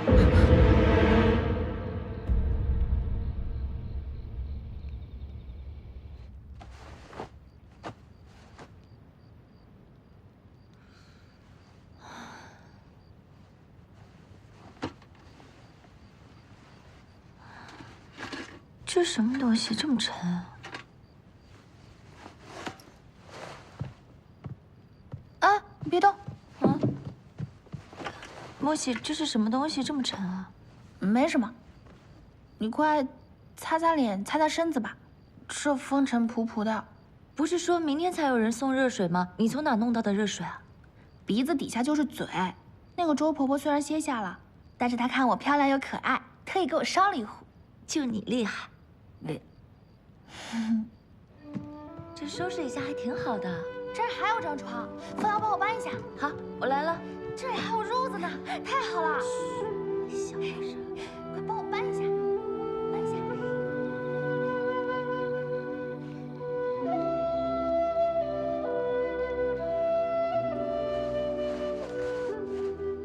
这被子摸着还挺柔软，像是鹅绒。你能闻到它还有余香吗？以前盖这被子的肯定是个美人，肯定是那位孙娘子。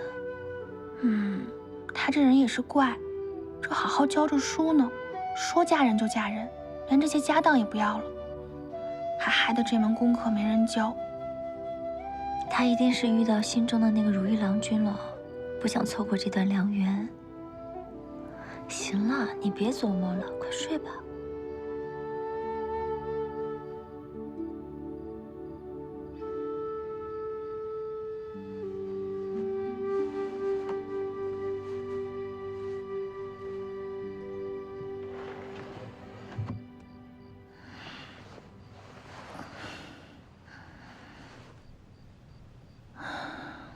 你心思单纯，睡得快，可我总觉得这地方有些奇怪。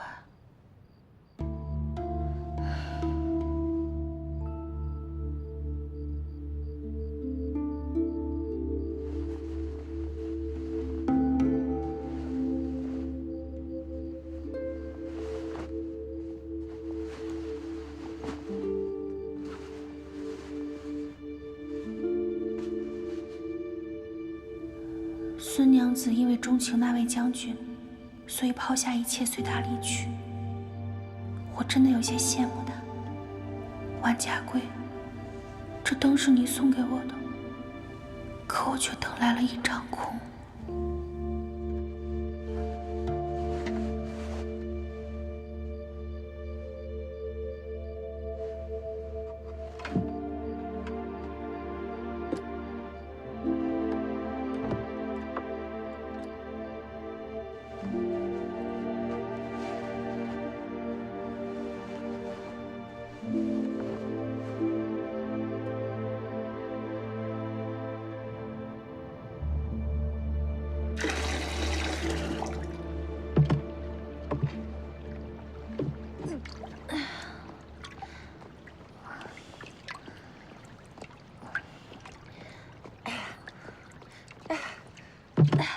我来帮你。哎呀，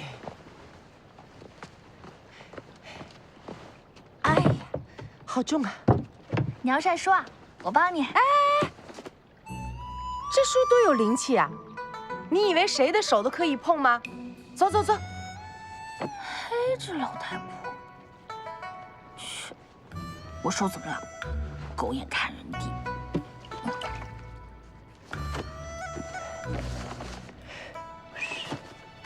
下雨天晒书，怪人。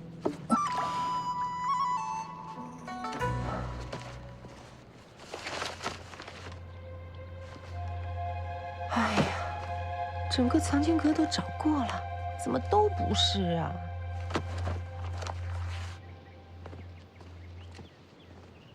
我觉得这儿的人都挺古怪的。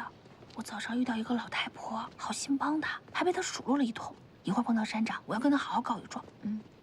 我们山长人很和善，不用太担心。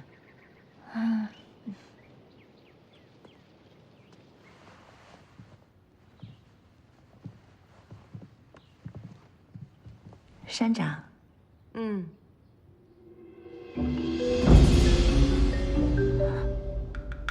就是那个老太婆。完了！哪来的山野村姑，一点教养都没有，把她轰出去！出去，走，快出去，出去！快点！好冷啊！好心人，好心人，给口饭吃吧，好心人，有人吗？有人吗？有人吗？毛姐，快有饼，有饼，给个饼吧，给个饼吧。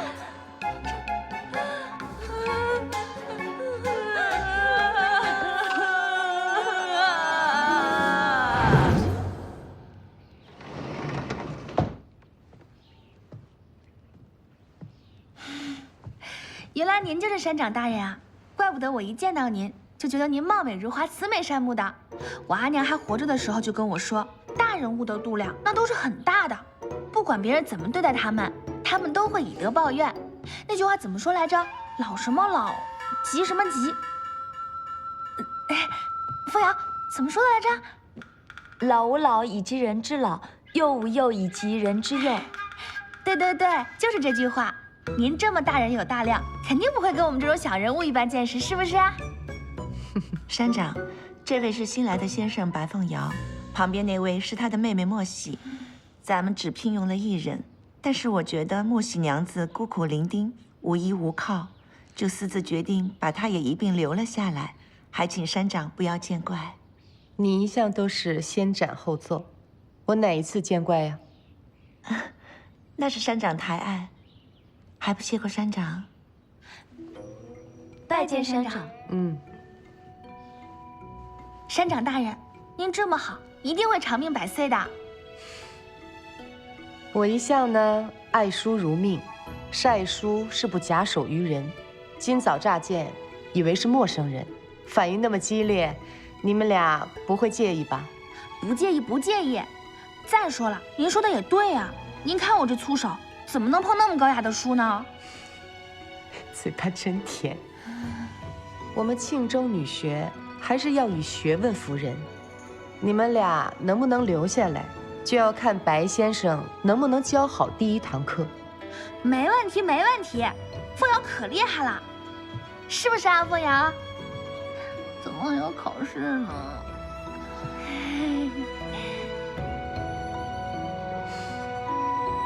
大学之道，在明明德，在亲民，在止于至善。此句何解？何谓德也？人生而有，是天自赋予。那何谓明德？天玄而地黄，万古而流荒。若无人，则徒有4季之变化；有人，则有德可立。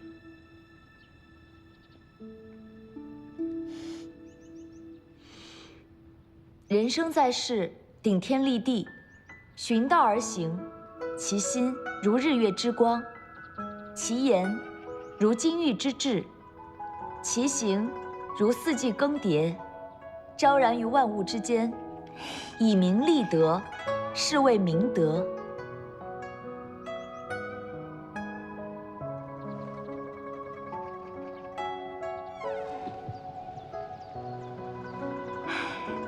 凤瑶这教书先生的位置应该能坐稳当了。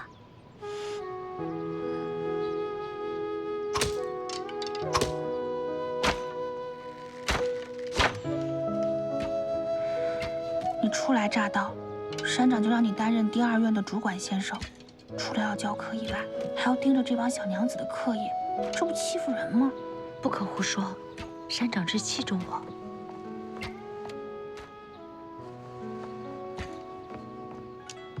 这堂课可是教授射艺，让你在这不过是看着他们而已。君子6艺，礼乐射御书数。我之前在碧涛先生那儿也学过皮毛，可是学艺不精。不过好在这次呢，也不归我负责，会有专门的射艺先生过来教导他们。我倒想看看能请来什么女神射手。白先生，沈先生，我给你们介绍一下，这位是新来的射艺先生冯明冯郎君。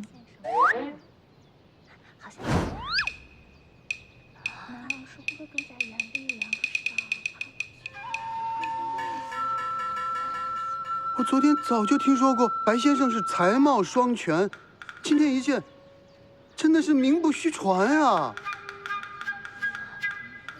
冯先生，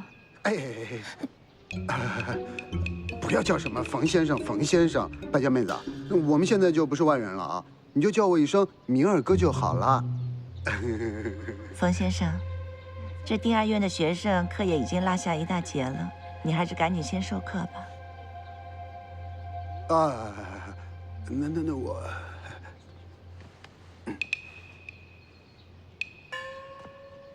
白先生。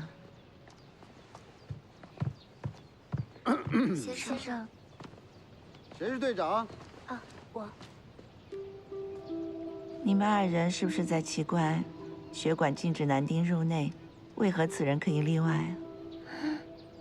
之前教射艺的先生是孙娘子兼任的，自他走了之后，整个庆州再也找不出一位安熟弓马的女子，所以山长就破例让他来教。站直了，来，我来。此人是山长的胞弟，腰要直。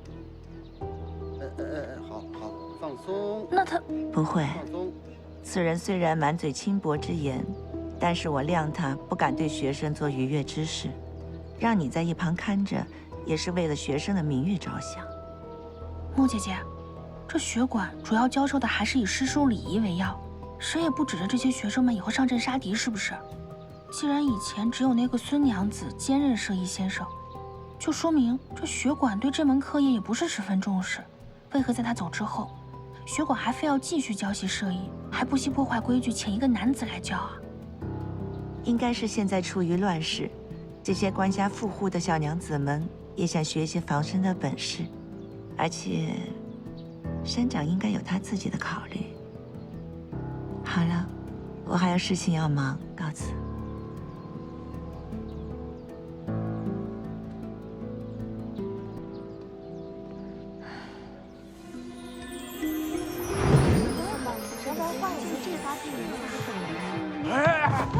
哎，这么多美女啊！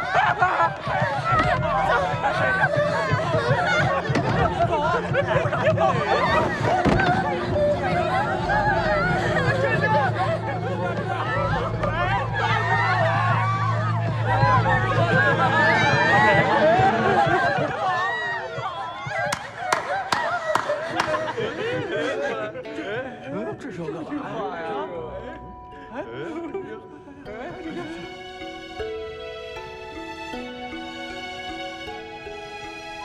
干什么？庆祝啊！庆祝什么？哦，我知道了，你是想取悦我们，好让我们放过你们是吧？我答应你。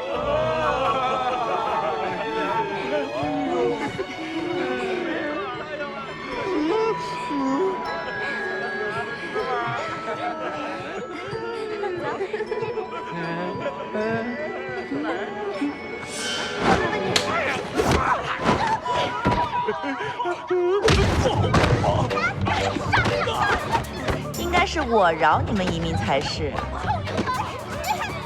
各位，最近很多人家都缺少仆役，我正愁不知道去什么地方找那么多人，今儿正好自己送上门了这几位。行了，咱们过几月的开销也有着落了。去你的吧！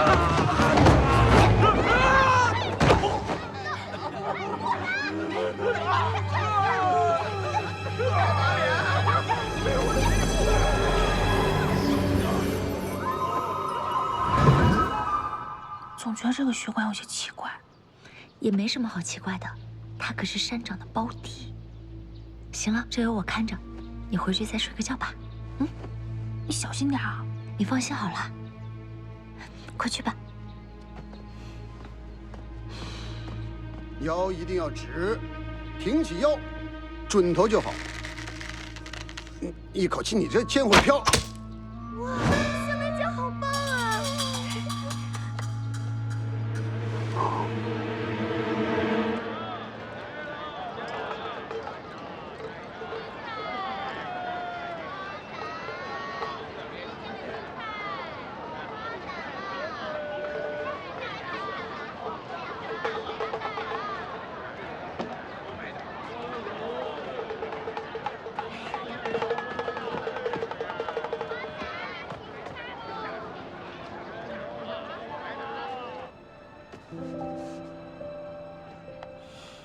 喜欢吗？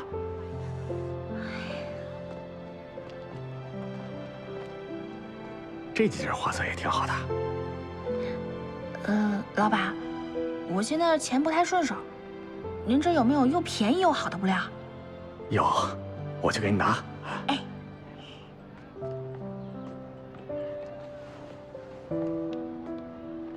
这2件既便宜又实惠。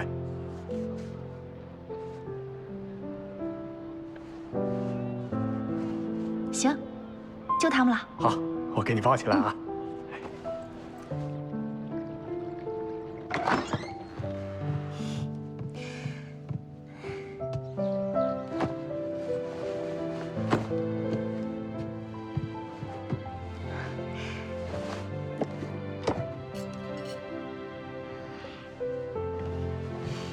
莫喜，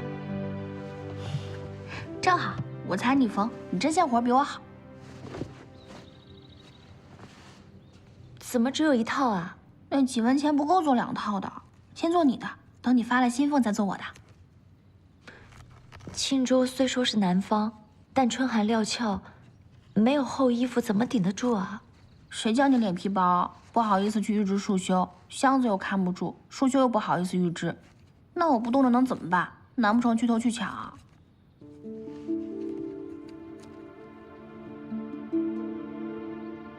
不成。莫喜，我衣服厚顶得住，先做你的。行了行了，都当先生的人了，站在书案前哆哆嗦嗦丢不丢人？冷不冷我心里有数，动不着就是了。但是，莫喜，莫姐姐，我猜你们还没有用饭，带一些好吃的给你们吃，尝尝。多谢莫姐姐。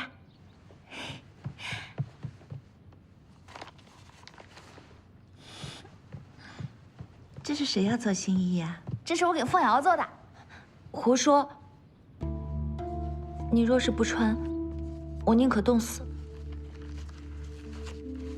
凤瑶，我这儿有些闲钱，你们先拿去用。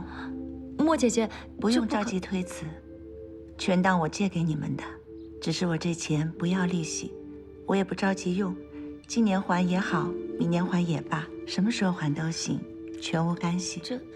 这怎么好意思？多谢莫姐姐。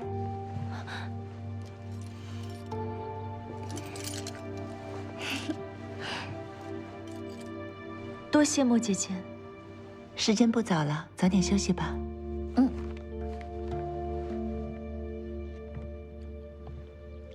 莫喜，你怎么？你们姐妹感情真好。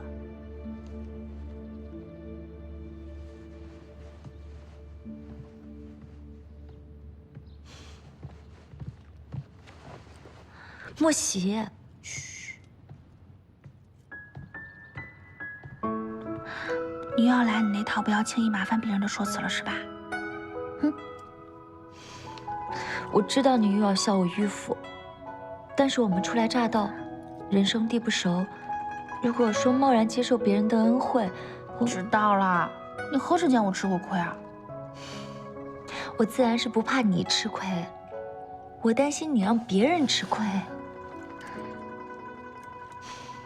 莫喜，我们来这里是安身立命的，你千万不要因为一点蝇头小利占人家便宜。知道，兔子还不吃窝边草呢。来一口。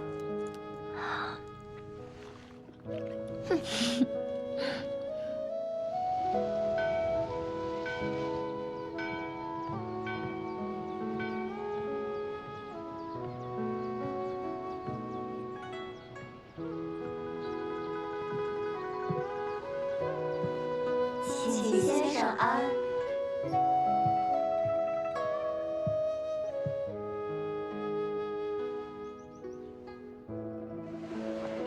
白先生，方才沈先生来告知，今日教授丁医院诗文的李先生家中有事请了长假，因此他们与我们一同听学一段时间。你就是丁2院的案首湘南吧？听闻你5门课业名列第1，真是不错。白先生过奖了。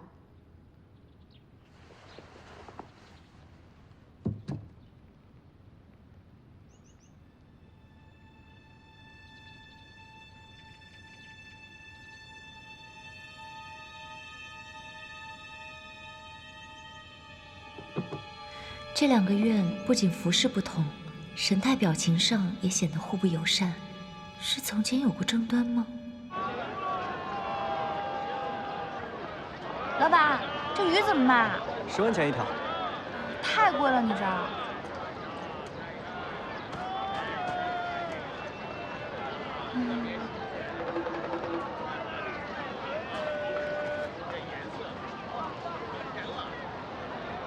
老板。要点什么？帮我拿这块。好嘞。太大了，你把这肥的都切掉，只要最右边那个脚上那个瘦肉就行。那边。小娘子，这一块肉切成片，最多3、5片，够吃吗？那我这够不够吃也不见你多送我一块。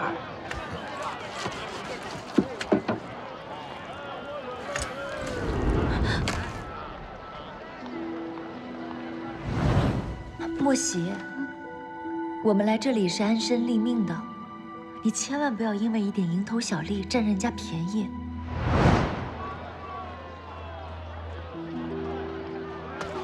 老板，这肉掉了，下次你可要挂好了。嘿，掉地上可就脏了。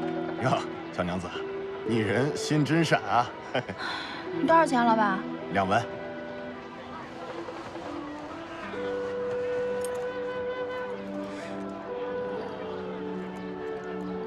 给，多谢。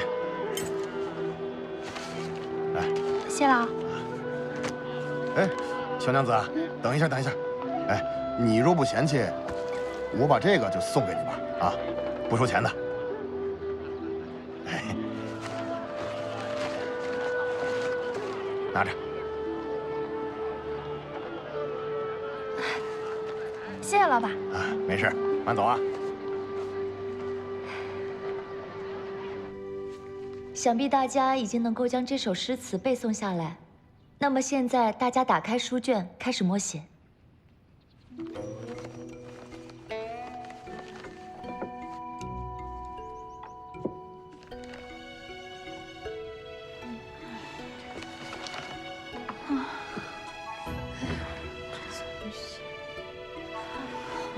徒有其表，不学无术。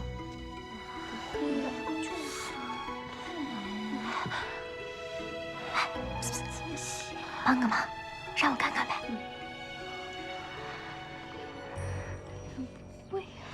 白先生，他们作弊，多管闲事啊你！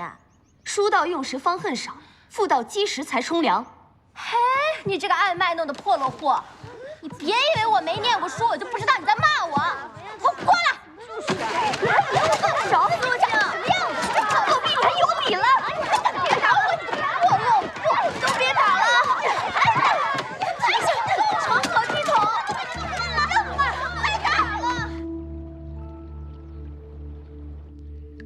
来学堂是来学学问、学修养。你们在这里大打出手，成何体统？所谓养不教，父之过；教不严，是师之惰。你们俩把父亲一起带来。山长，我阿爹有恙在身，要不还是不要了。别说了，下去。白先生，我知道你年轻没有精力，可是你对学生还是要严格一点。你让他们在课堂里大打出手，有失斯文。如果这个事情给传出去，会影响我们学馆的声誉。你是师长，责无旁贷。山长说的是，我日后定会对学生的言行多加小心。这些学生年少无知，你就要言传身教，别辜负师长之名。以后你要小心一点，别再发生同样的事情，省得其他的同僚对你的能力有所质疑。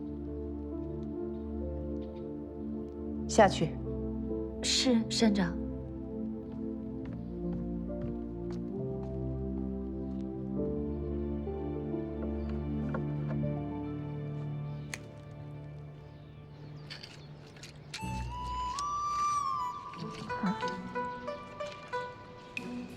腊肠平日里吃着香，没想到这么臭，还这么难弄。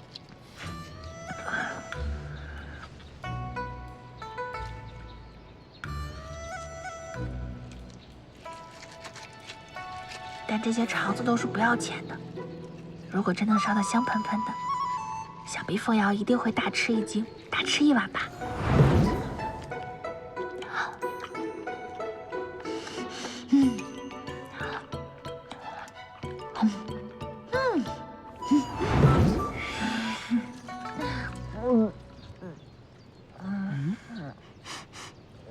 什么东西啊？味儿这么大！周婆婆，你有锅吗？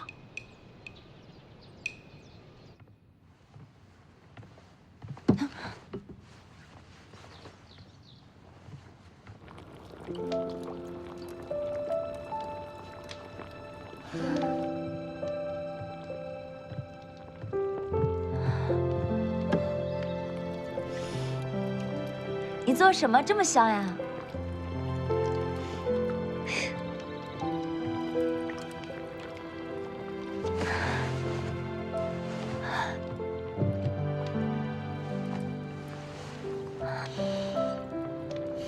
好香啊！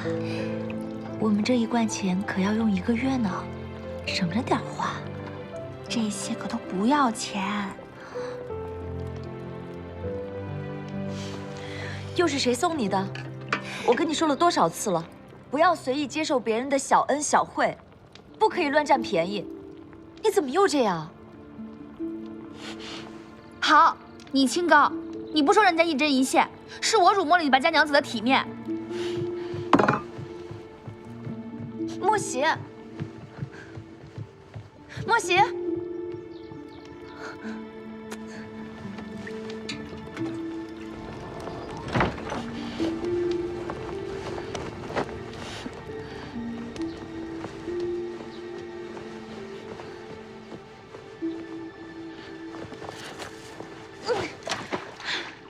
凤瑶，你这个笨蛋，居然敢冤枉我！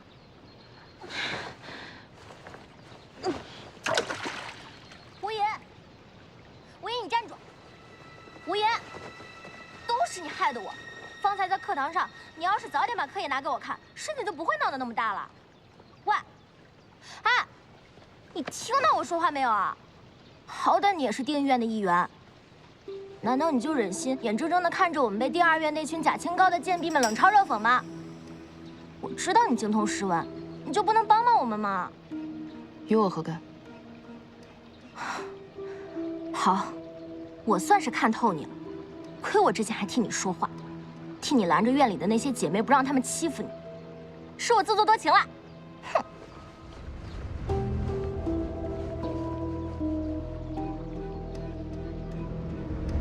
出来吧。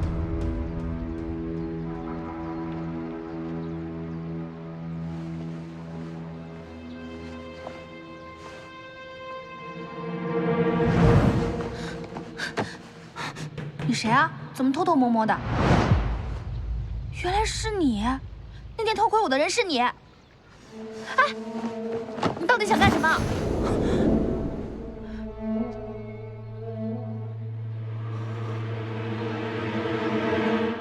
你……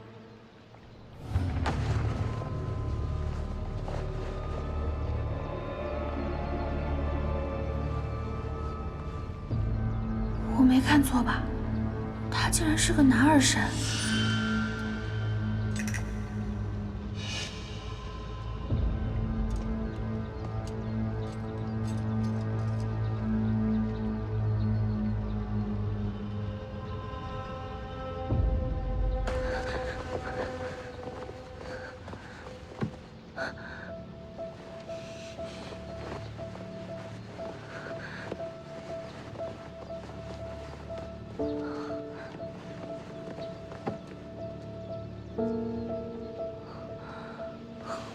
白先生，不对，说好了不见外的啊。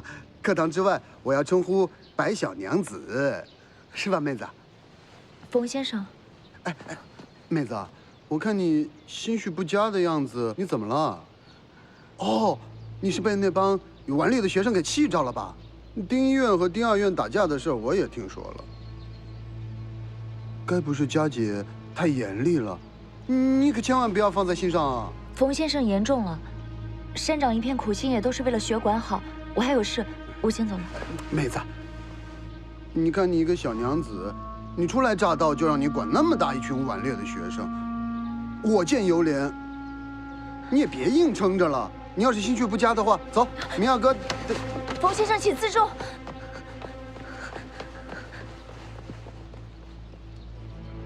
散散心嘛。这样的女子，不行，我一定要得到手不可。堂堂男儿，混进全是娘子的女学馆，莫非他就是传说中的采花大盗？此事非同小可。莫邪，莫邪，莫邪，对不起，都是我不好，我不该那样说你的。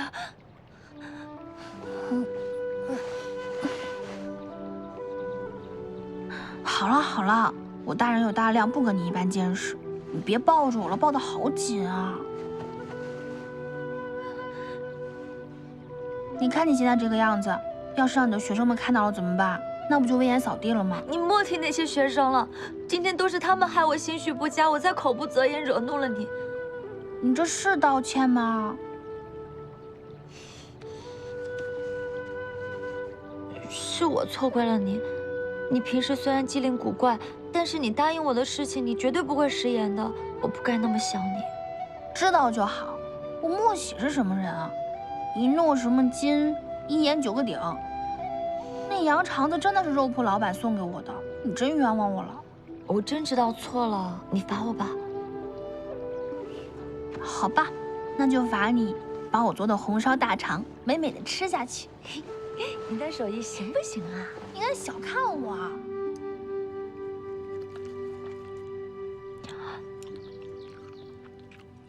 没想到你这种高门大户的小娘子也吃得下这种羊下水。我一早便说了，只要是你做的，我都吃。凤瑶，你都不知道，这大肠洗起来臭死了。好，好，好，辛苦你了。不辛苦，吃完你把这些锅碗都给洗干净就行。行行行，都听你的。你们在用饭呢？莫姐姐，打扰到你们了，咱们回头再说。不打扰。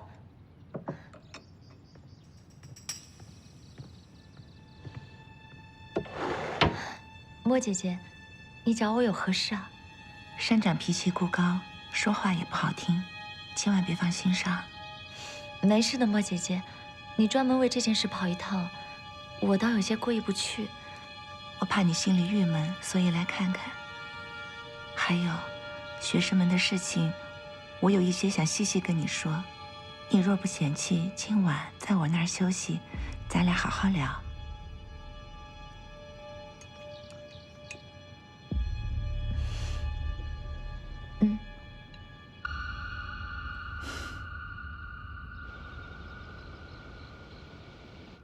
尝尝我烹的茶，还是简陋，凤瑶不要见怪。已经很好了，莫姐姐兰心蕙质，屋内的陈设和器具都颇有意趣，特别是这个瓶子，看似普通，实则颇有古风古韵。你真是好眼光。此瓶是我跟景云在街上的时候，他一眼相中的。景云是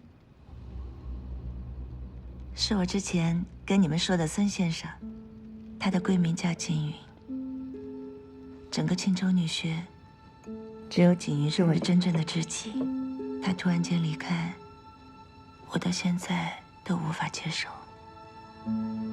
还好你来了，你跟他一样真挚善良，和我也很投缘，所以我觉得我有必要跟你说一些血管的情形。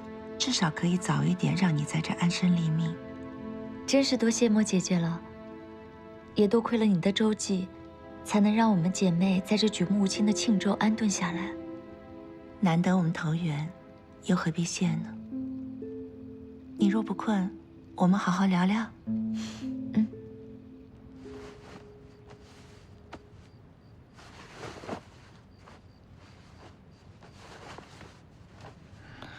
那个莫姐姐还真是热情。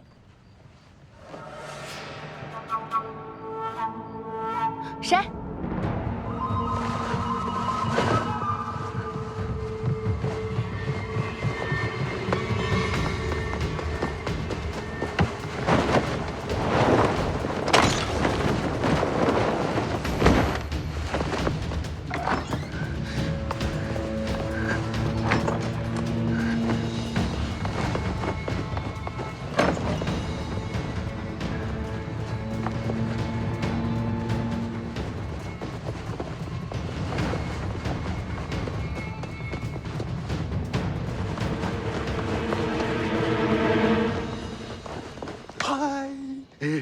我来了，我来了，我来了！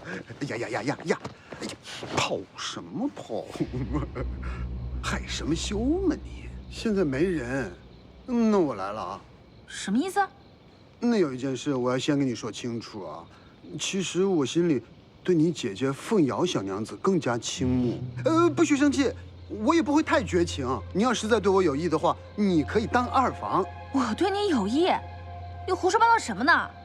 别装了，我人都已经来了，心也向你表明了啊，娥皇女英的事情我是不会拒绝的，但有一条，你必须要跟凤瑶小娘子说我的好话。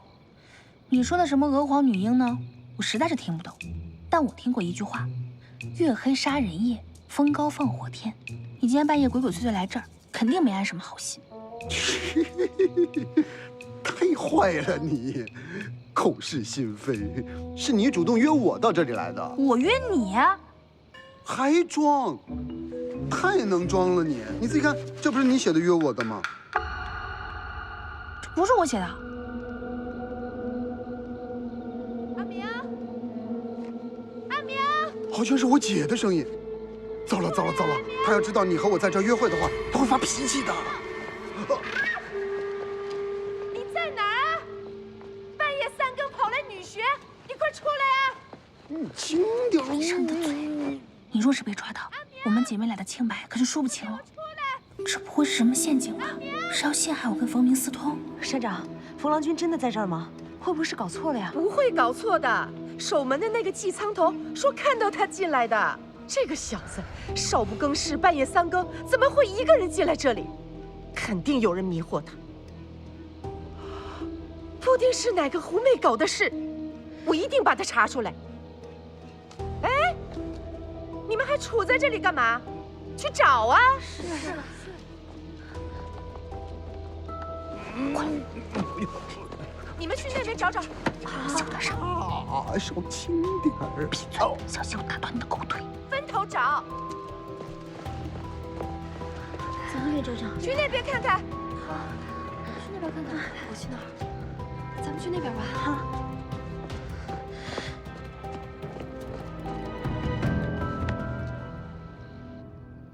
庆州女学已有100年的历史。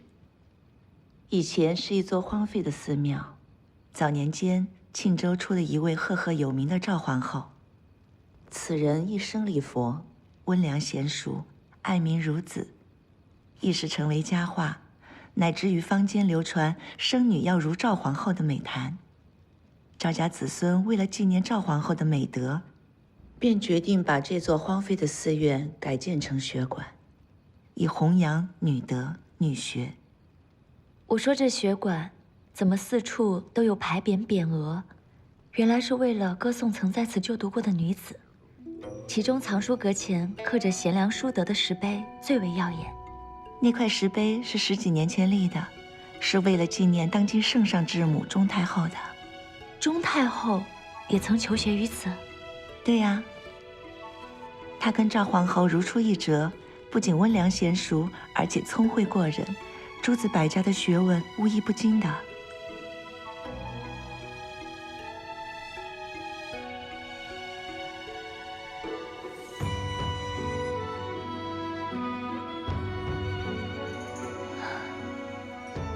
真是吾辈女子的楷模。怪不得庆州女学如此声名远扬，那么多的学子纷至沓来，就为了在庆州女学有一席之地。庆州学馆分蒙学馆和女学馆，蒙学馆在城北，从甲一到4，乙1、乙2、6院，教授的内容主要是给孩童开蒙而设。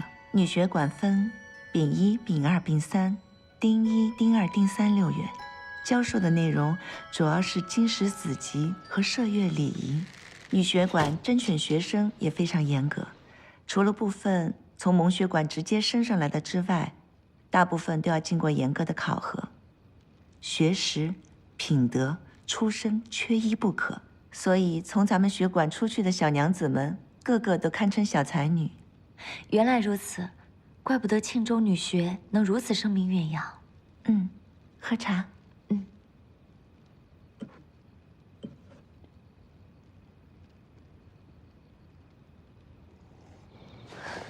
山长，真没有，真没有啊！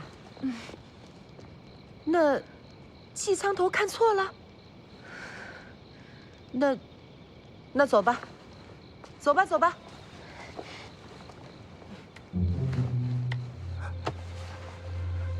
哎呀，别扭我，别扭我！你拧疼我了。小大婶，想把你姐招来吗？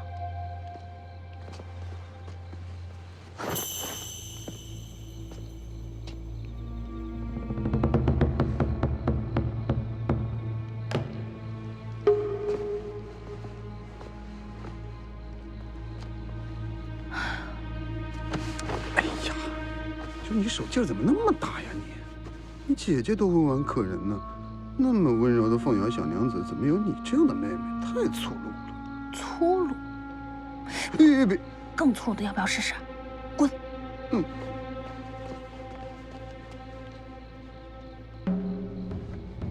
是谁冒充我洗了指尖，让冯明半夜3更在这等我？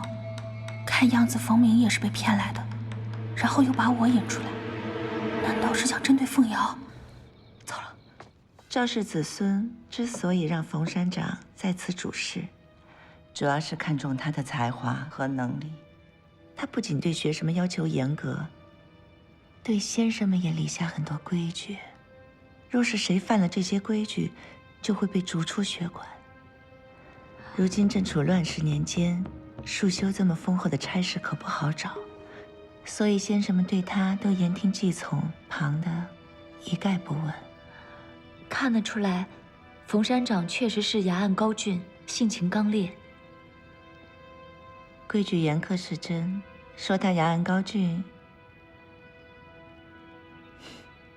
那倒未必。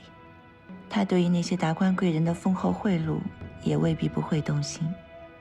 虽然学馆的学生都是经过严格的考核挑选而来，但其中不乏一些资质平庸的，都是他收了贿赂私自纳进来的。竟有此事？是锦云悄悄告诉我的。锦云娘子又是如何知道这些的？锦云酷爱书法，曾深入藏书阁夜磨名家名作，也是偶然间发现了太后的遗作和冯山长弄虚作假的试卷。那锦云娘子为何不凭此向赵氏家族告发山长的品行不端呢？可能锦云有她自己的想法吧。锦云娘子，她嫁得远吗？你们之间可有书信来往？她走得突然，就给我留了一封信，从此便销声匿迹了。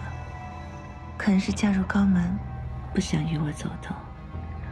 莫姐姐不要难过，若是有缘，一定能够再见到锦云娘子的。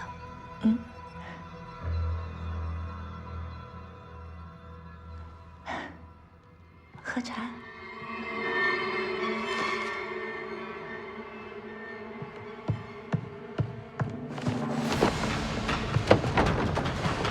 谁啊？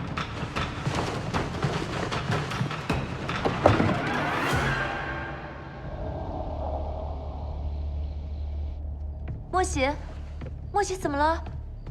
这屋里怎么这么乱啊？刚才有人翻了我们的东西。你没事吧？有没有伤到你？我没事，估计是个小毛贼吧。真是奇了怪了。我们来这女学馆，大家都知道我们是落难而来，身无长物，怎么还会惹来贼人啊？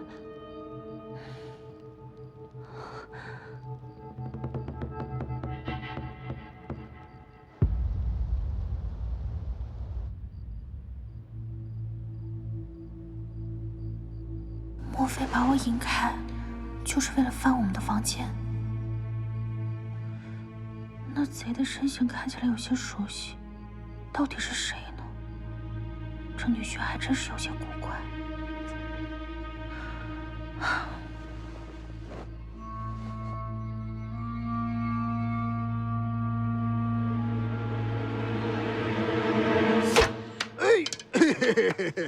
换一个，换一个，换一个！你来，你来，你来，你来，来，呀，个儿挺高的呀，那仰一点啊。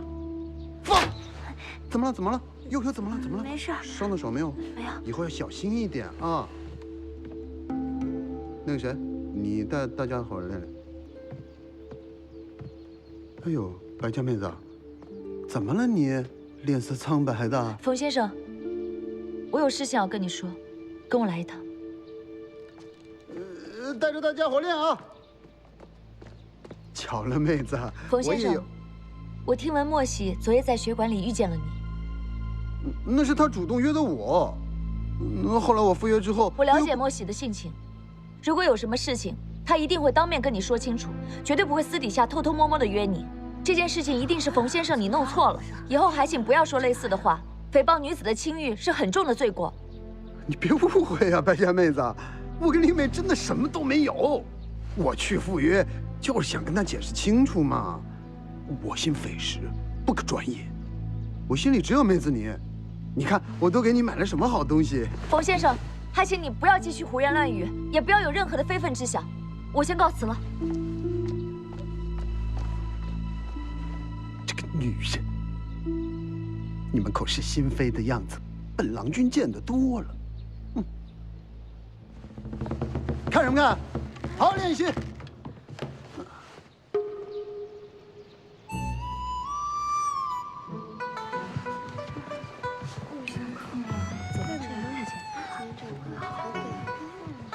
先生，妹子，学生们的诗文都有进步。好呀，妹子。是啊。你看明儿哥给你买的东西啊。妹子。那你跑什么跑呢？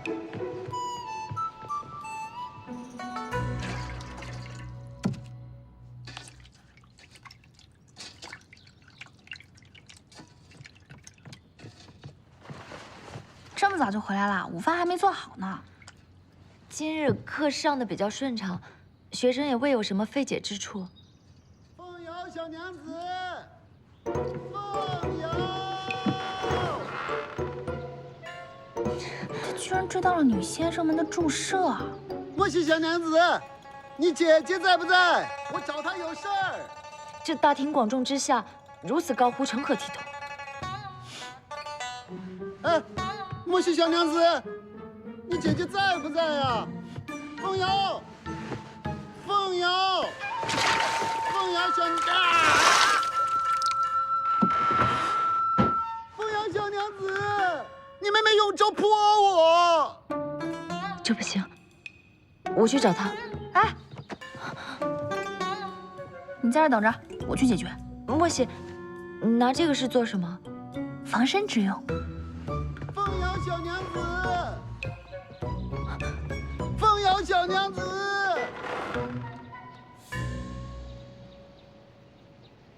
凤瑶小娘子，你没泼我，你管事不？又来了。没事了，没事了啊，都忙去。我找凤瑶。冯先生，找我姐姐干什么呀？窈窕淑女，怎可如此？我找令姐是有正事儿，我在礼记上有一些问题，要找凤瑶小娘子切磋。哦，讨论学问啊。嗯。那你下午可以和第二院一起听课呀。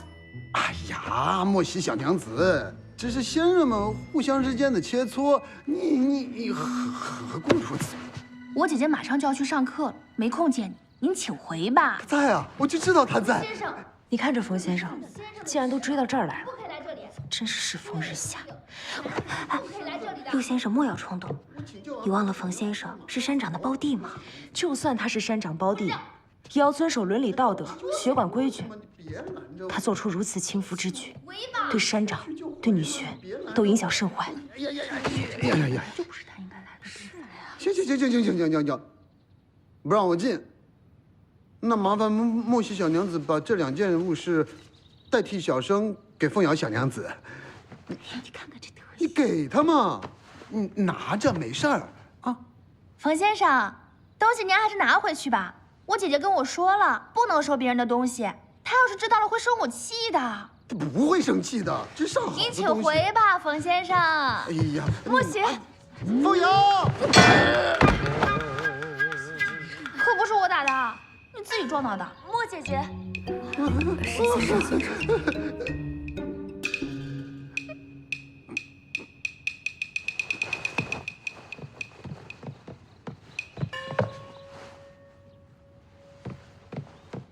废物这样子。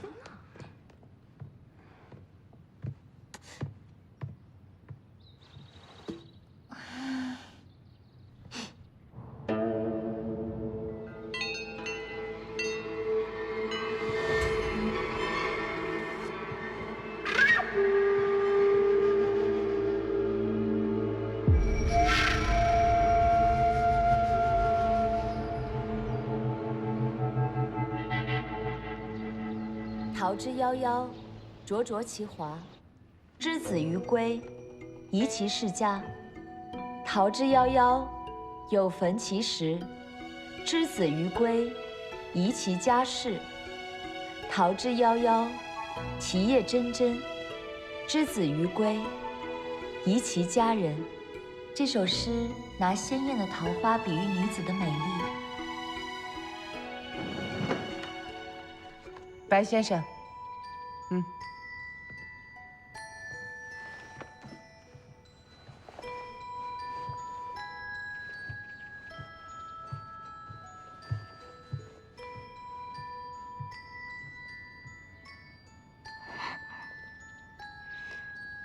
丁医院那帮庸脂俗粉又半夜3更的去练武技了，听诗经课却没精打采。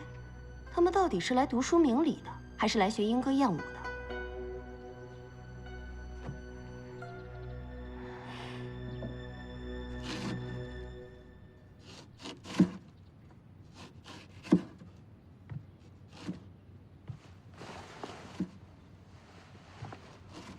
今儿这么早回来了，比平时提前了1个时辰呢。